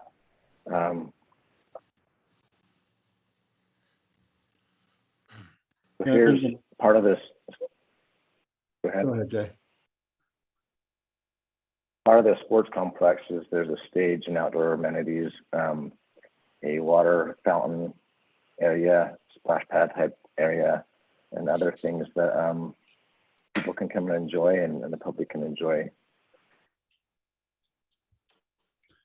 I think one of the key things that, hopefully you can get a sense of as we pan around and look at this is that when Dave and Joe and the Silverado group approached us, they really wanted to do something unique and special, but that was also very contextual to the area. So we did, kind of a deep dive analysis of like, what's the right materiality, what's the right detailing, how do we make it still feel appropriate to the place, but also fresh and inviting to families and to the community there. So between the architecture that we're presenting here for the pickleball complex, but the architecture for each of the components, even though that there's a thread of continuity in terms of their aesthetic, they do have their individual identity as well, and something that we felt would really highlight the whole project as a whole. So Jay, I'm wondering if maybe you could zoom in. A lot of things are looking dark, at least on my screen. I'm wondering if we zoom in, if we would see better some of the components. Does this software allow you to do that? Oh, virtually? Yeah. Okay. So one of the key things on the pickleball, since we're sort of focused on that, as was mentioned, the 10 outdoor courts, which you have a lot of outdoor courts in St. George, but these would be part of this overall synergy of this place. And the great thing is that you also have the option of those indoor courts. So in the heat of the summer, or when it does get cold enough in the winter, you have 23 courts inside, so that this place can still continue to serve everyone year round. It's an incredible concept. So the precedent project that you mentioned in Missouri, the Chicken Pickle, none of those facilities have as many indoor courts as what this is proposing. So they've limited theirs just because of the demographic and interest to 10 indoor courts or in that range. And with the popularity of pickleball here in this region, the 23 courts would be a real tremendous draw for everyone. And then adding the food component to that, the stage and the outdoor courts as well, the balconies to be able to look down at all the activity, to look at the vista, all those things we're thinking are going to be just an incredible destination place for families. Dave, am I missing anything on the pickleball that you want to highlight? No, but I mean, one of the things that Jay already kind of pointed out is it's not only going to be for pickleballing, but like the slide we're looking at right now, that little stage can be for little tiny venue concerts, community events, people that need space to, have a microphone and a podium and do things. Everything that we've thought of, splash pad, the cornhole, is all for community activity. And we hope that the community comes and uses these facilities. Yeah, for sure. Any thoughts or questions on the pickleball area? And if not, then we can zoom into the residential and some of the other components. What's the proposed square footage of that pickleball facility? Jay? It's about 53,500 square feet. Okay. Has there been any concern, Dustin or somebody, with that road on the backside adjacent to the wash coming in at the turn on Pioneer? Yeah. Yes. On that bend. Yeah, on the bend. I'd probably recommend curb and gutter or a barrier. Right now, they're showing an access off of Pioneer. Red Mountain will have a light at someday, but this looks to be. That's actually a parking lot along that edge there. That's the parking for the pickleball. So it's double-sided parking along that. So it's not actually a roadway, but. I think it accesses off of Red Mountain. It doesn't come out onto Pioneer at the bend. Yeah, well, they've got. No, it does. Off Red Mountain, but they also have an access off of Pioneer right at just west of the wash, just west of the existing culvert. Right. On the outside of the curve. And they'd have to look at that. That Pioneer right there isn't full width yet, so there's room to develop additional turning lanes and probably even a decel lane on their side coming across there. It may require some improvements to the existing crossing, the existing Tucson Wash crossing as part of that. That's something you'd probably have to have your traffic engineer look at, Dave. Yep. as you go forward in the process is just what's going to happen to make that, that T intersection there viable to facilitate access and, safe access and egress. Yep. And with that being said, right now, the semantics of the project have not been, I mean, from the civil standpoint, they've not been worked through. Right now, this is the site layout, the pretty pictures and all that. And when we get into the actual civil, I'm sure that will all get discovered. I think it's going to have decent site distance. It's just going to be the lane configuration and the decels. Yeah. I think there's room to make it work there. And it would be nice to improve that bend there anyway. I mean, And- certainly that's, They would have to improve their entire frontage on Pioneer and also on the extension of Red Mountain as part of the project. So the opportunity to get those roadways improved. Pioneer allows for a center turn lane. It could allow for a right-hand turn lane as well if the warrants were there, and it may be there on the outside of that bend.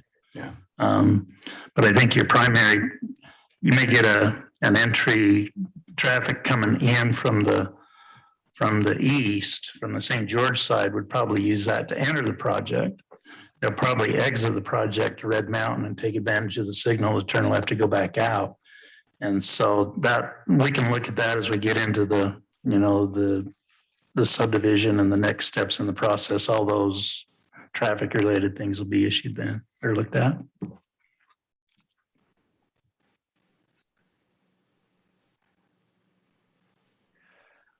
This is Dave Hunter again, and everybody, beauty is subjective, but we are really, really kind of proud of the concepts that we've put together on this. I think that it's unique.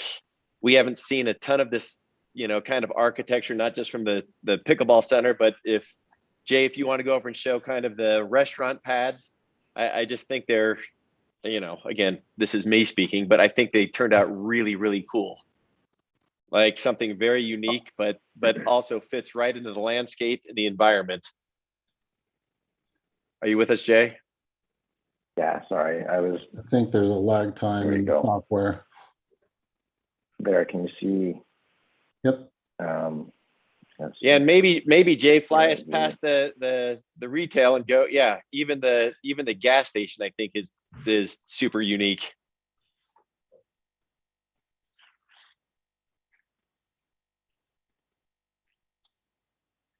Yeah, Jay, maybe take us along the road there. There you go.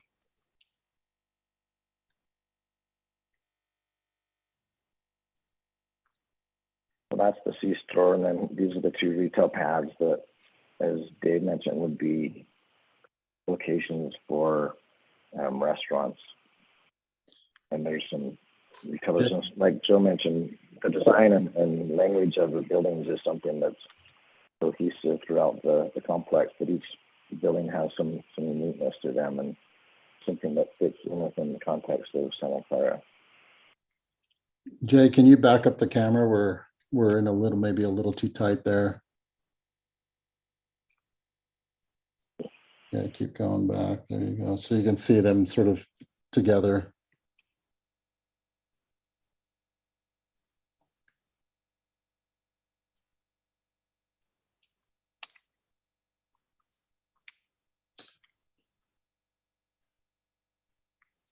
I think just one request I would have as we're looking at that is just keeping in mind that there's residents on the other side of the street of that area and trying to limit light that gets over there as much as possible. I know you have to have signage, but I know Harmon's worked on that and other businesses have as well. So it's not a whole lot of light bleeding in those backyards.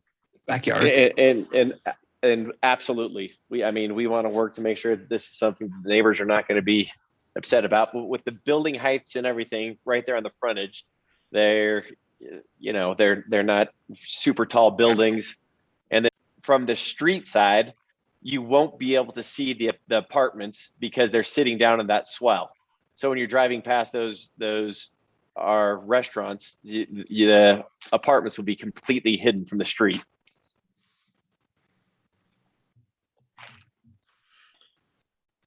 Yeah, Jay, maybe take the camera over to the residential units now and and show the amenity, because I don't think the amenity was shown in the renderings that were sent in the package. Okay, let's see.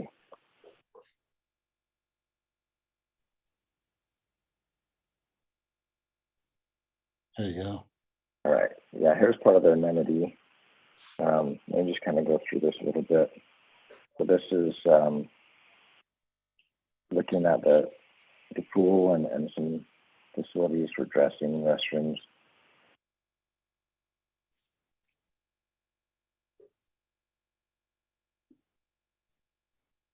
Dave, these are the 3-story apartment buildings, 35-foot maximum height, right? Yep. Yep. Where was the pool again? I saw a building, but I think I saw it from a distance, but it's just north of the westerly building. There we go. Can you, here's the pool. Jay, can you pan or go up to kind of an aerial oblique showing the pool? I'll spin it. Yeah, let me. So our usual guy that runs this software wasn't available tonight, so Jay's pinch hitting for us. He's not used to running the Enscape, but he's. I know I'm not. how is you guys Got are the 15-minute tutorial, so. So here's the okay. pool, right? Well, you're. Can you go up higher? And Yeah, you're in the man cave, so you might want to just show us that. We're over there now, so. She sheds. Yeah, there's So there's the pool.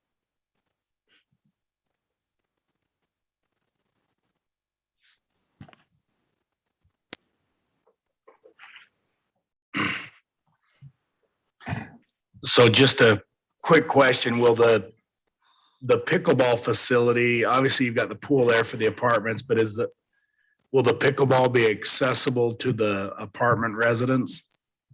That's something that we're going to make happen for sure. Just as an amenity that we get to offer the residents. I mean, for us, it'll be a marketing. It'll be a benefit to live in our apartments because you're going to have access to the pickleball. But will that be an added cost because you're showing an amenity here? The pool looks a little small, but it's just your rendering for tonight. But would they have to pay to be members to use the facility? Right now, we're thinking not. That just being being in the apartments, you get a pass.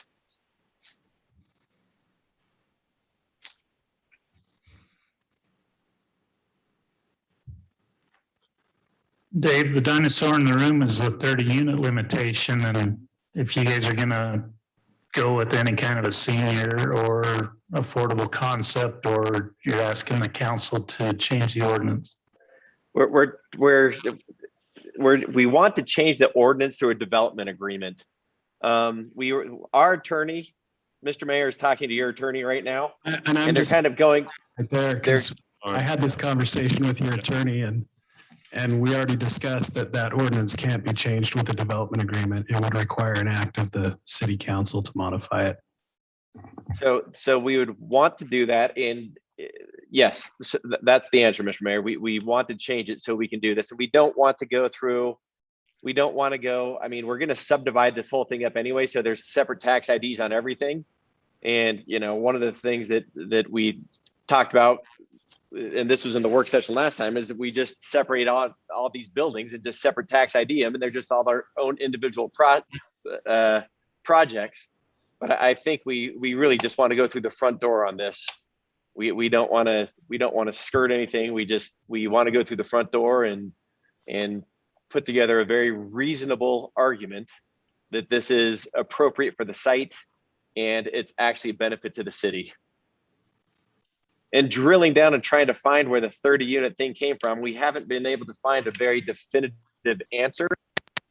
And some nightly rental issues and some other things, but this is going to be 6-month minimum contracts, no nightly rentals.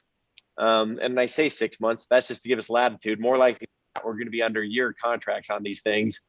And Mr. Mayor, we've already talked, we've beaten this horse to death as far as my kid that lives down in St. George, and They're so happy that they found their place down in St. George where it's an apartment for $15.50 a month, and they're just over the moon that they got it. We know that there's a massive shortage of housing down in that area, and everything that's been converted to nightly rentals and with Airbnb in St. George and everything else, just having market rate housing for residents is becoming more and more scarce. And in this appropriate location, you know, especially down in that swell, and I wish our 3D renderings kind of highlight that a little bit more. But over from the Harmon's parking lot down to this, and with it being concealed behind the retail buildings from a lot of different angles, you're not going to be able to see these apartments. And again, we don't know what. Let me just talk for a minute. We'll take it back. I see a couple of options here, and I think your site design and the way you've thought things out is great and unique for the project. But you know, we can't say because the project has been designed great and, you know, it's conceptual right now and you haven't drilled down, therefore we're okay to waive a requirement. It's in our ordinance right now.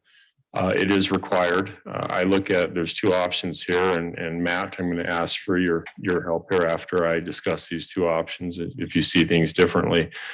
The option I see is a code amendment, perhaps, that could be considered by the Planning Commission and City Council. That would change the code for the apartment use in the PD zone. I don't know if we could drill it down to specifically a PDC because this is a mixed use rather than a PDR. So there's a couple options with that. The other option is in looking at the code requirements or federal requirements and state requirements for low-income housing tax credit. It talks about percentages. Now with Robert Smith, he came to us and showed us that he was going to do 120 units of affordable housing. And he's going through that process now from 30% to 80% of AMI, or average median income for the area. But the basic requirements, there's 3 sets of criteria, and the first one could be something that could be considered.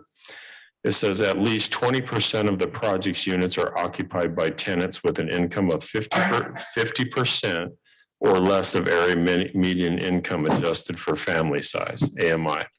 So if they were to do that and get Utah housing tax credit, that would be 19 units. So they're proposing 96 apartment units.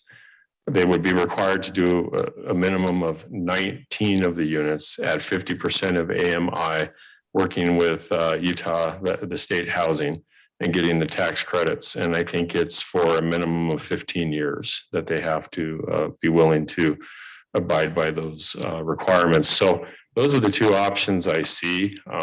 Yes, Councilmember Drake. How many acres are we talking about for these apartments? I'm going to ask the applicant for that number because I haven't seen it. I think it's around 5 acres, but I could be wrong. Do you have that number, Dave?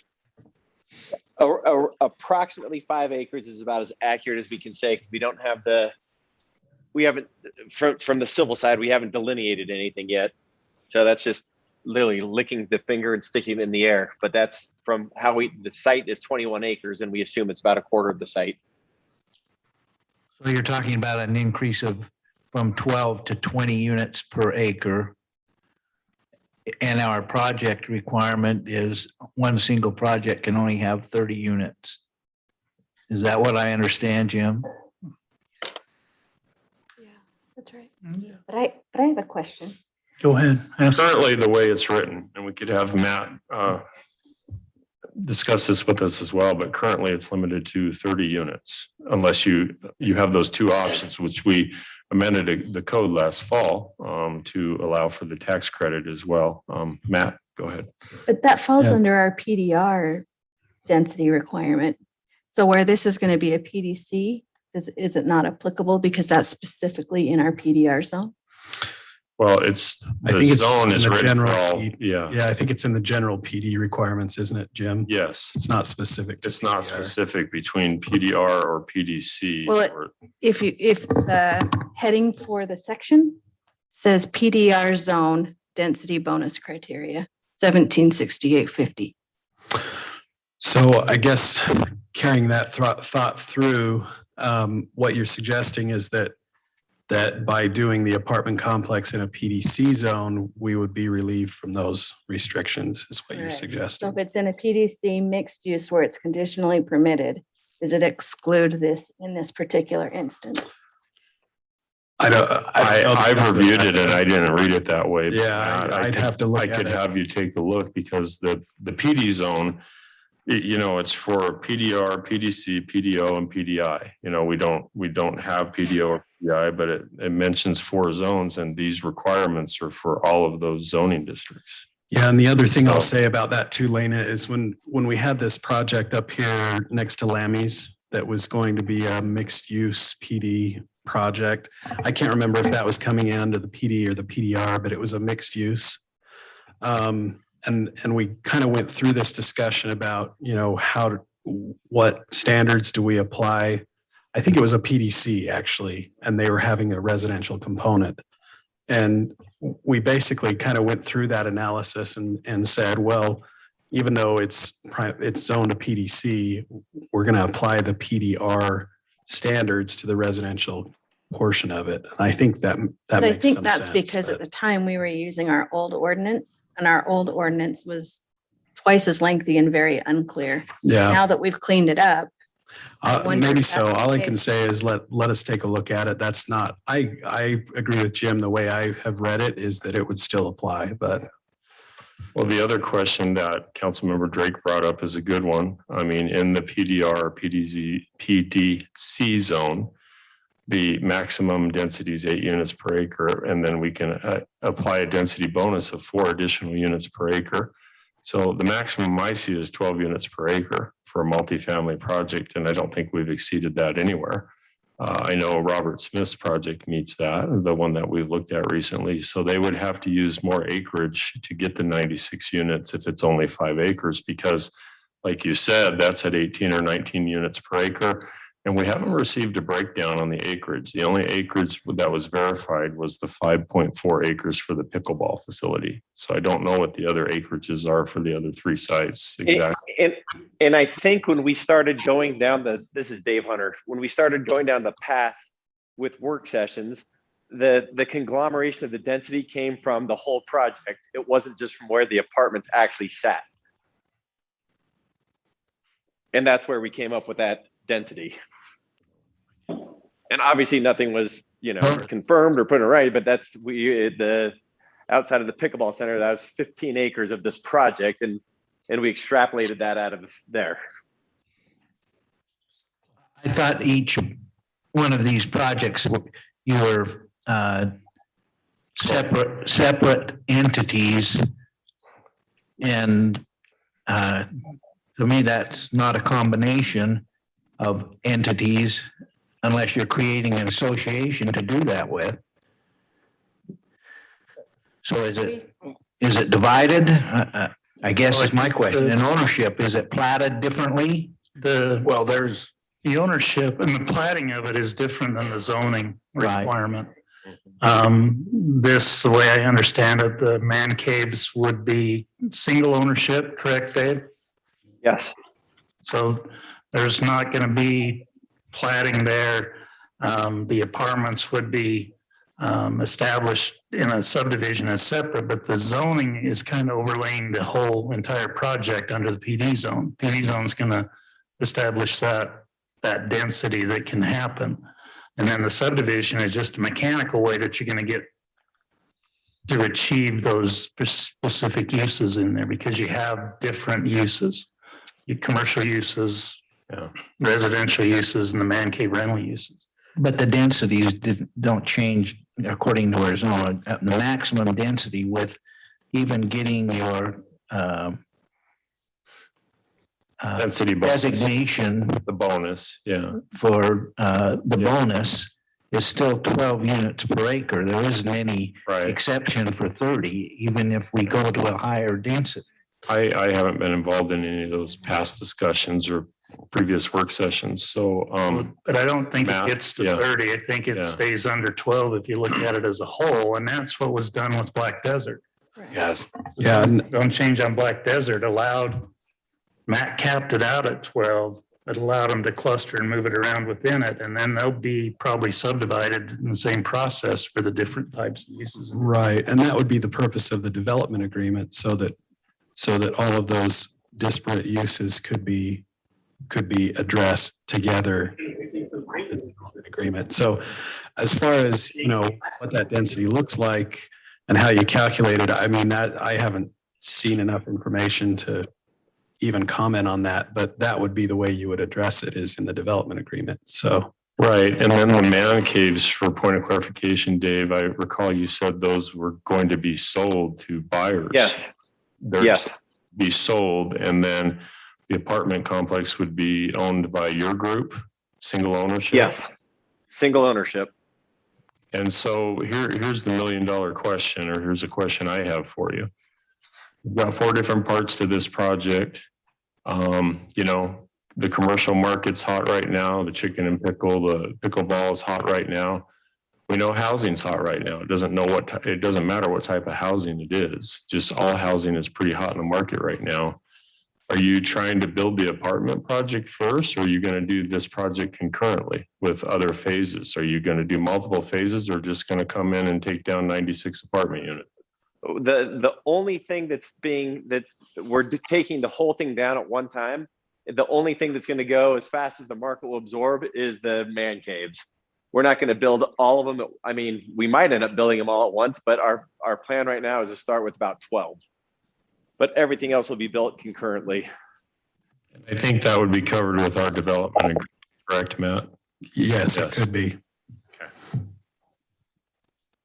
And I think and I appreciate them. Like I said, there's ways in the code and to get around. I mean, you could subdivide every parcel off there. You could use this as a whole to get the zoning. So I do like I love the layout for the location, for the proximity to the grocery and all of that, what you're going to put there. So then it's just, okay, based on what, I've never been a huge fan of the limited at 30, but I think I'm the minority in that, but I'll share that. I just think because I think housing's changing dramatically and there's a giant need for this, and this actually, it just works. But I don't know, I think we have to look at, in my opinion, we need to look under the PDC, and because that's ultimately what it's going to be. So, right.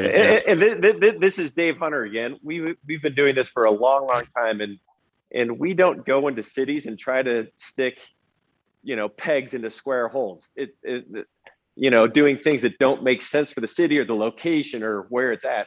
It just seems like this project, in talking about this project as a whole and where it sits in the city and what it could do for the city and the needs it could fill and all these other things, that we just think we wouldn't be fighting so hard, Mr. Mayor. Like, we've been going around, for over a year now talking about this, but we from the developer standpoint, we think it's a super appropriate project for that exact area. I mean, I don't think we're not going right smack in the middle of a neighborhood and trying to build a 20-story building. This seems like this is, for the location, the topography, for everything. It seems like it's a great fit for the city. And I think with the apartments, especially, that's obviously the big sticking point of our discussion. I think those apartments are a really needed thing in that city. And I speak from it very personally because we have kids down there that can't find any place to live. And I think if people on the council you appreciate this density if you were in a residential area sitting next to it. In my mind, taking it from a residential community into a denser, more transient community by creating nothing but townhomes and apartments. And we're up in would probably differ in what you see as appropriate for the area. Well, so the one great example of that happened over the last about 10 years is you guys are probably familiar up in Utah County that had really strict 1 acre minimum lot size ordinances. And everybody thought that was great 30 years ago, and people were starting out their families and having a 1 acre lot out there. But then 30 years later, when all these people started having kids that wanted to live next to their parents and be part of that community, they could, I mean, there was no option, zero option. You had to buy a full acre and build a nice house. That was your option. And if you couldn't do it, move somewhere else.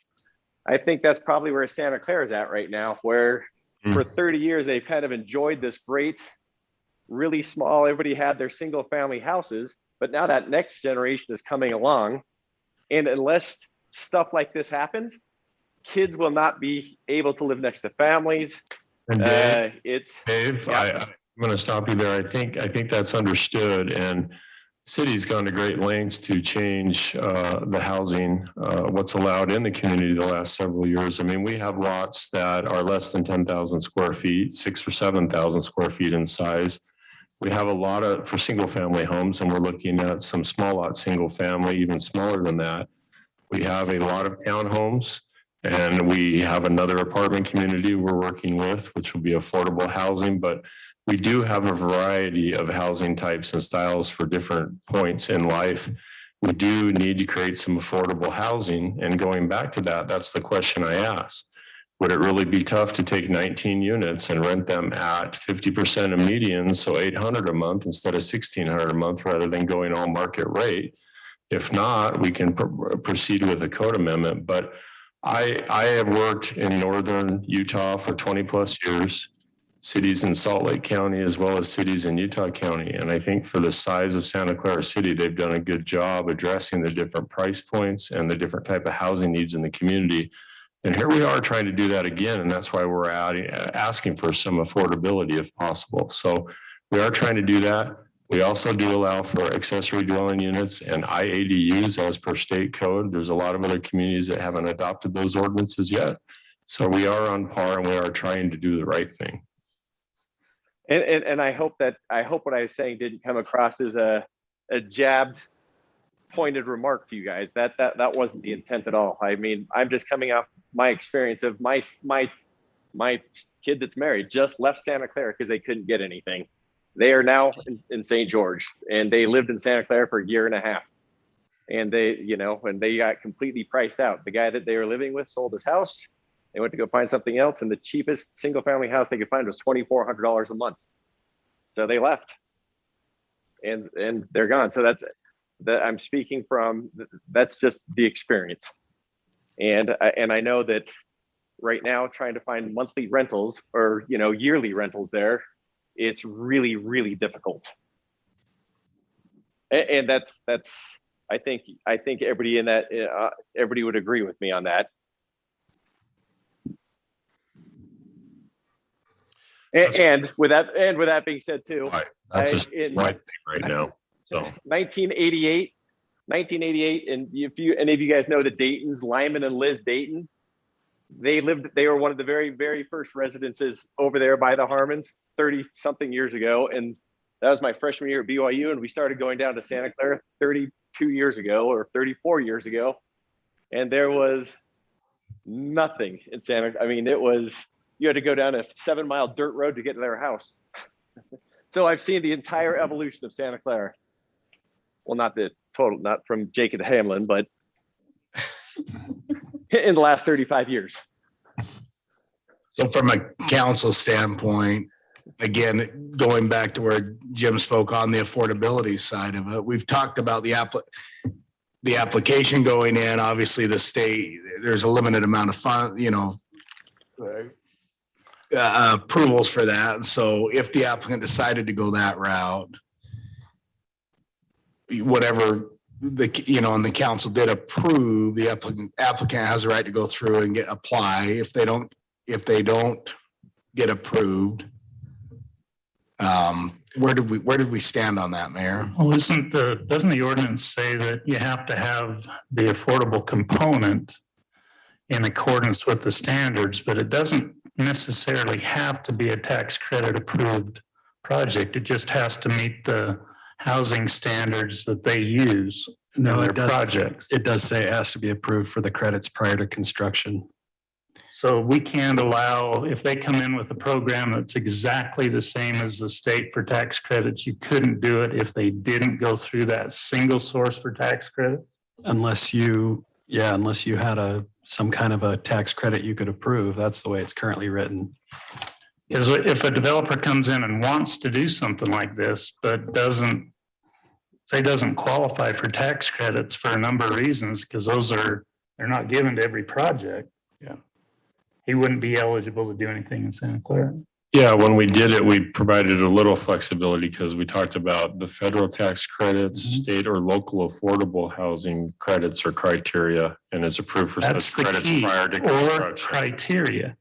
Well, but then it goes on to say, and is approved for such credits. Yeah. So it could be a Prior to- local program. You'd have to create a local program and offer some kind of a tax credit under the current. But even then, it only changes the density to 12 units per acre. So That's the maximum you've got is the 12 unit. PDR. But that's a PDR limitation. If you read the ordinance and you go up a little further up in the ordinance, it actually, when it's a PDC component, it's 12 units per acre. That's 12. Meaning it doesn't require the density. It doesn't bonus. require the density. Right, but bonus. it's still 12 units. Right, 12 but units. that's why I think that PDR provision, you and I can visit when we're done, but that's why I Yeah. think that PDR provision isn't applicable. Well, let's look at it closer. Yeah, we can I've look at been- The We've been 30 trying. provision. Yeah. The other thing Only in this is, scenario because it's a Right. PDC with mixed use. I think it's Right. not applicable because of that. And that's So- where the Black Desert comes in, because if you look at it and go, well, they're putting 90 units on 5 acres. Yeah, it doesn't work under that, but that's not, right, we have other areas where you're looking at it in the grand, sure. the total 20-acre parcel, and then how does that break out with the pickleball out of that? And if we're looking at the overall and doing it that way, we also have to consider the 28 she sheds or man caves, because they're going to have units as well. Well, and the So commercial you'd does have as well, Right, you'd so- have 124 dwelling units. And one of the biggest issues we have facing us right now is water. Yeah. We continue to increase the densities. We're going to increase the water usage, and the water usage is something that's very critical right now. Going from 12 units to 30 units Yeah. is a critical component in usage. Yeah, but But you're not, the outside. because you're eliminating the landscape element of it. Your usage is not going to be that much higher. Your usage will probably be less. Require water too. Mhm. Every commercial piece is going to require water. Your pickleball courts are going to require water. Every part of this is still part of a component of a whole. And But when you the- provide water to 30 units per acre, that's at least double what we have in our zoning. Well, but the water consumption for this project, if you developed it as single-family residential, they're probably not that different. And Mr. Mayor, in the development agreement, we're obviously going to use best in class water resource management for the landscaping and everything else. Yeah, and there's secondary available up there. And so I think there's some options on the water side. We do have a secondary line just across the wash that's available that could come down in there, but there's just not that much outside turf on this project. Yeah. I mean, you've got a lot of green on your model, but that's not representing turf, I'm assuming. No, there's going to be we're going to work super closely with our landscape architect and you guys to make sure that, we don't want it just to be like Mesa, Arizona rocks out in the parking strips, but we want to do it as zero scape as we possibly can. Mr. Mayor, we are in our last work session. You had the whole water thing right before us. So we know how important that issue is to you guys. Sure. I appreciate that. Well, Dave, it sounds like the great minds of the city need to get together and talk a little bit about if the 30 unit thing applies or not. That may be the next step. And, let us get that and get a finding put together and then get that to you and take the conversation forward from there.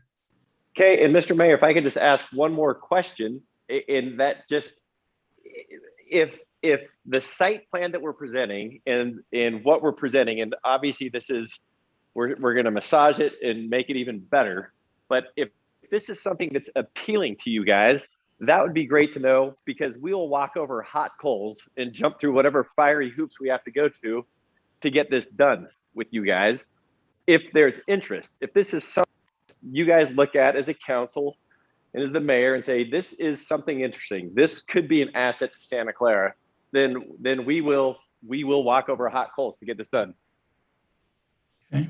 You're asking for like an informal poll on the council. Yeah, like, just an informal poll. Like, do you guys, is this from an architectural, from a layout, from a movability, from the architectural standpoint, and what the amenity could be to the city? Is this something that people are excited about?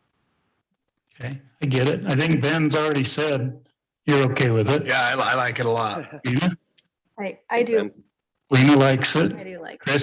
Krista's brand new. This will be her first voice. Yeah, by the way, congratulations, Krista. I didn't say that at the beginning of our call. Welcome to the city council. Thank you. Yeah, I like it. Okay, Benny? Concept plan, I like it. Detail, I'm not sure. Okay, Jared? Yeah, I like it overall. And I wanted to add just one more thing real quick. We had talked about if that does apply, the 30 units. Ben had brought up a while ago, maybe there's another exception for energy consumption and savings and different materials. So maybe that's another thing we could look at, another caveat to allow you to go above the 30 if it's really energy efficient or something like that. We haven't gone down that road yet, but I really like Ben's idea of considering that as another way to make it more affordable for people, make it much more efficient to live there. Especially if we're going to bust. And we want to use those methods and techniques to make it as energy efficient as possible.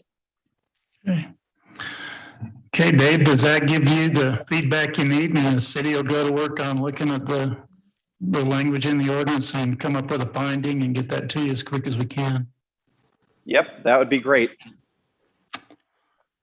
Okay, sir. And my parting shot is thanks. You guys, we've been running around with you guys for over a year, and every single meeting has been helpful, and we've made progress. And I know you guys all have families, and you're all sitting on a Zoom call on a Wednesday night, but we appreciate it, if nothing else. Okay, sir. Well, thank you guys. And good presentation, Jay and Joe. That's well done. That's a nice model. Thank you. Thanks, everyone. Okay, you guys thought you were done. But we're going to practice a little executive rule tonight. And we're going to talk about one more thing. Holy smokes, Brock's at it again. On your list, on your seat, there should be a list of the council and city manager assignments. We kind of need to go through there and make some assignments. Because some of you have meetings coming up that you may not even know about. The mayor's assignments are pretty well fixed, and so I'm stuck with them. Ben, sometimes we have rotated the city department liaisons around if there was, if you wanted to stay with public safety and fire, if you were interested in something else. I would appreciate you staying on the flood control authority. You did a good job, and you're the vice chair now, right? I am. Yeah, so you're going to stick around there. Healthy Dixie Council. You have a meeting tomorrow night. We have a luncheon tomorrow over in Washington City. You probably don't even know about it. I don't know about that. Can you make it? I believe I can. Okay, I'll get with you it's over to the Washington County Community Center at lunch. They're meeting it, and I just barely found out about it. Okay. And you do a great job with the princess pageant. I will make up for last year, Mayor. I'm glad you had faith in me to give me my opportunity to. This is your chance to reform, bro. Okay, so Jarrett, you guys need to decide on a mayor pro temp. That's something that council has to enact and probably needs an agenda item for it. So Jared, if you want to do a campaign speech or if you want to get out of the job, now's your chance. I've enjoyed it. I'll say that much. Okay. All right. So we'll probably stick around council next time when we have that on the agenda. Somebody make a motion unless somebody else wants it and then make a motion that way. He's in the public services department, so he works closely with Dustin and Gary. The CEC Board of Directors, you're like the I'm the chair. So you're the chair of that. You're the chair, let me see, where did mosquito, oh, there it is, mosquito abatement as well. Still, so you get to keep those two. Is anybody else advanced in their social media skills to replace Jarrett? Oh. Didn't think so. I don't know. Krista posts quite a bit on Facebook. Krista, here we go, Krista. Maybe, I don't know. And Economic Development Committee, which hasn't met a lot. And I haven't been to a single meeting. I haven't been invited. They haven't, I don't think they've met all the time you've been on. Jim, it's on Jim's to-do list now. Okay. So is there anybody that would, and Chris, I'll bring it to you. Is that something you might be interested in? Economic development. Yes. Okay, there you go. Okay. So move economic development down to Krista, which is basically Wendell right now. We'll come down to there in a minute. We'll keep Jared on social media, come back to him if we need more of this. The city parks liaison, Danny, the shooting range is probably dead, so he doesn't do anything there. He didn't even know he was on Snow Canyon Joy Management. So, and his Swiss days makes up for all that. Well, I want to keep Swiss days. Lane has taken the princess, maybe she needs that too. Oh, no, she didn't take Princess. She didn't. She has the fair. Then would be ideal. Lena has the fair and the Christmas celebration. No, I'll keep. You'll keep Swiss days? Okay, you'll keep Swiss days, and Snow Canyon, it's right up your alley. You'd do well there. So we'll come back to you with another. Jump down to Lena, City Admin, City Heritage Commission. You want to keep that going? Actually, I swapped with Wendell and I swapped last year. So I actually have Planning Commission and he had City Administration. Okay, so Lena has the PC, which is awesome. She does a great job with the PC. So this would probably fall to you, Krista, to City Administration Liaison. If Brock has a bad hair day, you have to take him to lunch, basically. That job happens quite often. Keep them smiling. Lena will still do your PC, what Heritage Commission you're okay with? Mm-hmm. You do a great job at the fair. Fine. Okay, awesome. The Sand Hollow Aquatic Center Board, that doesn't need a lot. Yeah, no. And the Christmas, what are we calling it? Smosh Dosh or what? Sama Claus. Well, whatever she said, put it on her list. Got a Christmas celebration. And then I do LPC with Brock. An LPC. Yeah. Awesome, put that on there too.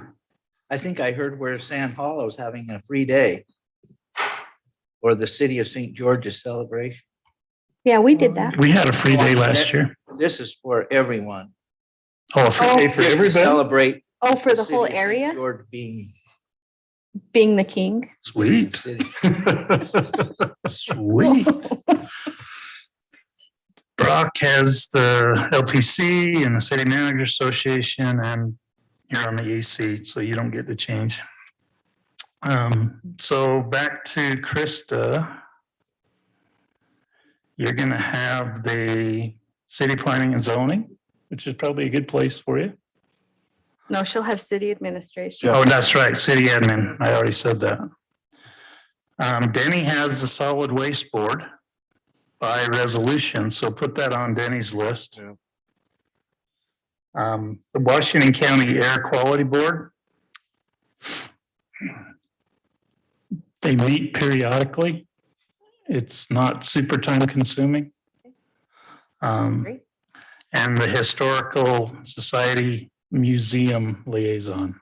You okay with that? You good with Jerry Anderson and company? Oh, sweet. Check that box. Send Charlie that way too. No, we're not going to give Charlie Clayton to a brand new city council. Not in anyone's wildest dreams. Now, the police department, we can give him to them and make him Bob Flowers. He's like pretty close. Junior Ranger, Junior Woodchuck. He's on a personal name basis. So Mayor, is the housing affordability on here anywhere? It's not. Who has that? I've been attending and Lena's been attending, right?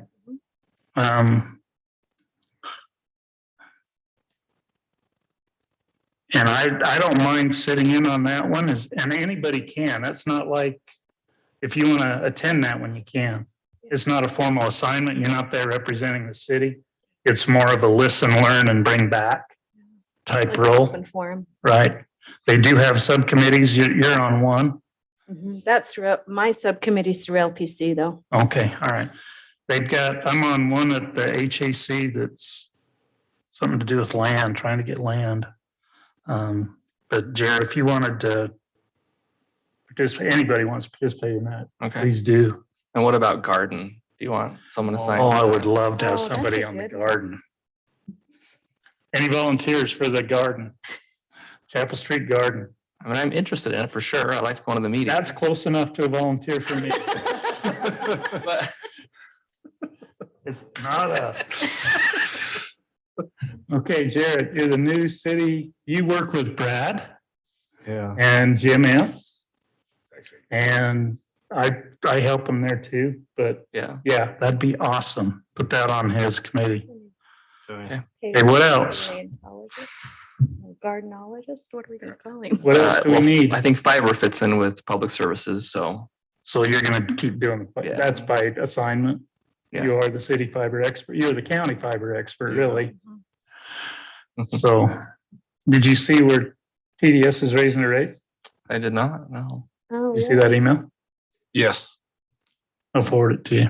They're bumping the rate. Mayor, I'd like to be the city menuer, meaning when we have like meetings, I get to pick the lunch menu. So it's the menuer. I don't know how to spell it, but put it on there. But if you'll just, I'll let everyone. I don't know if Wendell's other assignment I'll falls let to you. everyone know what we're eating. Which one was it? The one where you maintain your speaking time and don't give it to him. I'm interested in Ben Chris, Watchdog. I feel like I'm gonna get a little. When he time. goes a little long, that's your job. Cute. Wendell was pretty blunt at it. Maybe we need to get one of these. With the Did you timer guys know go? that we have a timer now? I saw that. I want to hear the tone. Can you make it buzz? Yeah. This is your 3 minutes at the podium.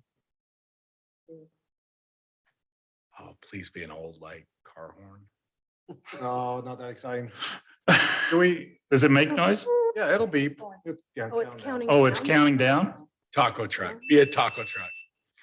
Nice. That's it. Hey, but they'll know it. People know. At 4 minutes, that podium right there gets like 240 volts. We can work on some, yeah, get something a little more. We could get an air horn. When that goes off, we'll air horn. Now, as long You as could give him a laser. we just want it where they can see it. They, who looks at the attorney when you're doing your presentation to council? Well. That's the one guy you avoid on. We had it set up originally right there in front, but the remote really only Won't work. to get in front of it. I just say you put it over here and I'll just do this when it goes off. I'll just be like. Okay, that one works. And then I just need to remind them when they get up there. Okay, what other jobs? Directors out there? Building, I mean, planning and zoning and building, Ben, public safety. Ben's assignment of Race Across America MC. I won't lie, Mayor. I love that. I know, I don't want to take away from, that was awesome. That was, It's fun, wasn't it? it was really, cool. So I would be more than happy if you needed me for that. I don't want to take away. Don't put it down on the list yet, but it's good to know that I've got a fill in. It was cool. And I've got a great fill in for the Swiss Days Parade too, which is really good to know now that I'm planning my Alaska adventure for 2020. It opened up a few more dates. Okay, anything else? Any other committees we should have on this list, you guys? Gary's the UAMPS rep. Dustin's serving on the MPO TAC and the Water District TAC. Do they have a public safety meeting that people need to go to? The county doesn't do those emergency meetings anymore? Slackers. If I could drag Jarrett down a flight of stairs, like a firefighter on I'll volunteer. I got you, Jarrett. Just hang on, little buddy. And then if any of you guys are interested in being an officer at Utah League of Cities and Towns, I've got some openings. Have the travel requirements changed with Zoom and everything? That was my hang up before. I Already doing think so you much. can probably Zoom to them now. Brock can find out. I'd have to think you can. I don't know. So If if I you did, we LCT go back officer. to the old golf tournament. Bountiful. That'd be nice. Okay, I'll have Brock make these changes and we'll bring it back for formal approval at next Wednesday, if everybody's okay with that. In the meantime, if you have a meeting, go to it. And I'll try and get the word out to the meeting organizers who our new representatives are. Air quality might be one. We'll figure out who that is. Okay. I didn't see staff reports. Don't we usually do staff reports on the first meeting? I don't know. Okay, anything pressing you guys need to report to the council?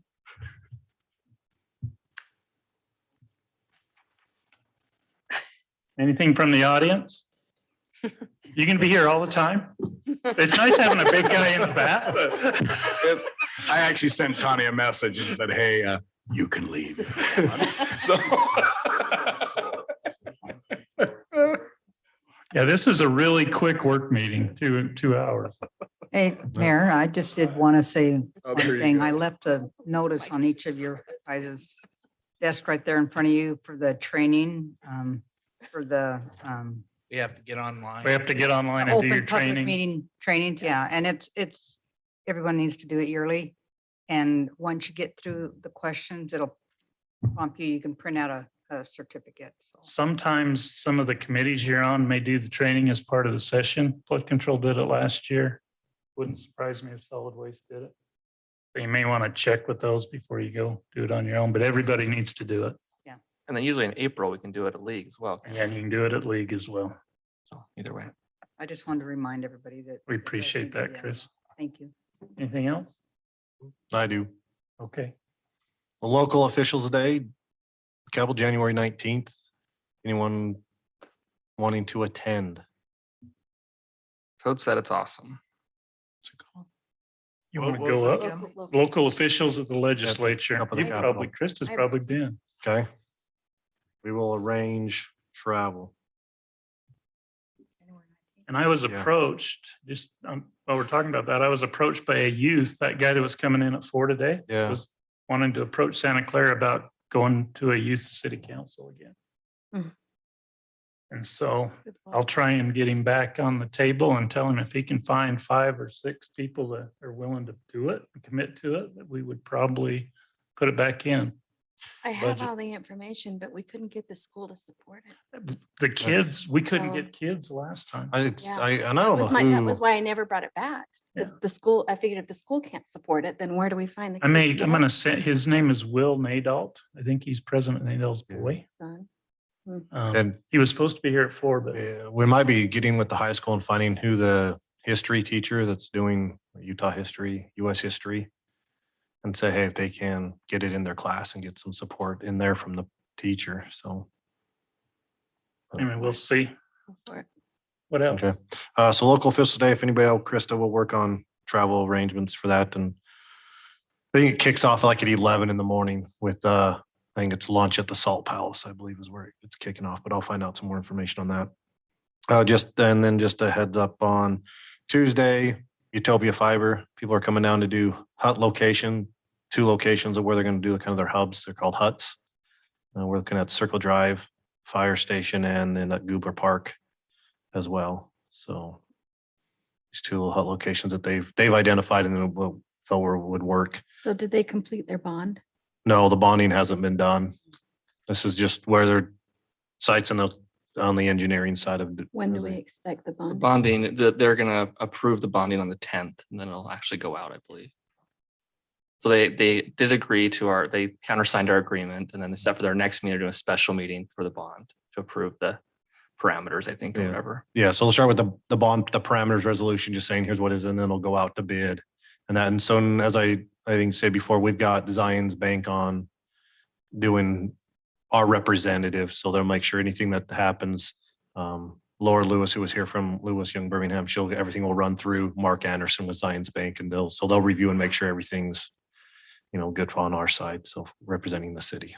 So the only other thing I had is Economic Summit. What's up down south? It's next Thursday, Really? January 13th. Oh, wow. We do have a video in it. So anybody wanting to attend that? Yeah, I'll go. Danny, Jarrett, Oh, I won't be here. What day is it? Thursday, week from tomorrow. Snuck up on us. Yeah. I will be gone. You'll be gone? Ben, you're attending? Yep. Okay.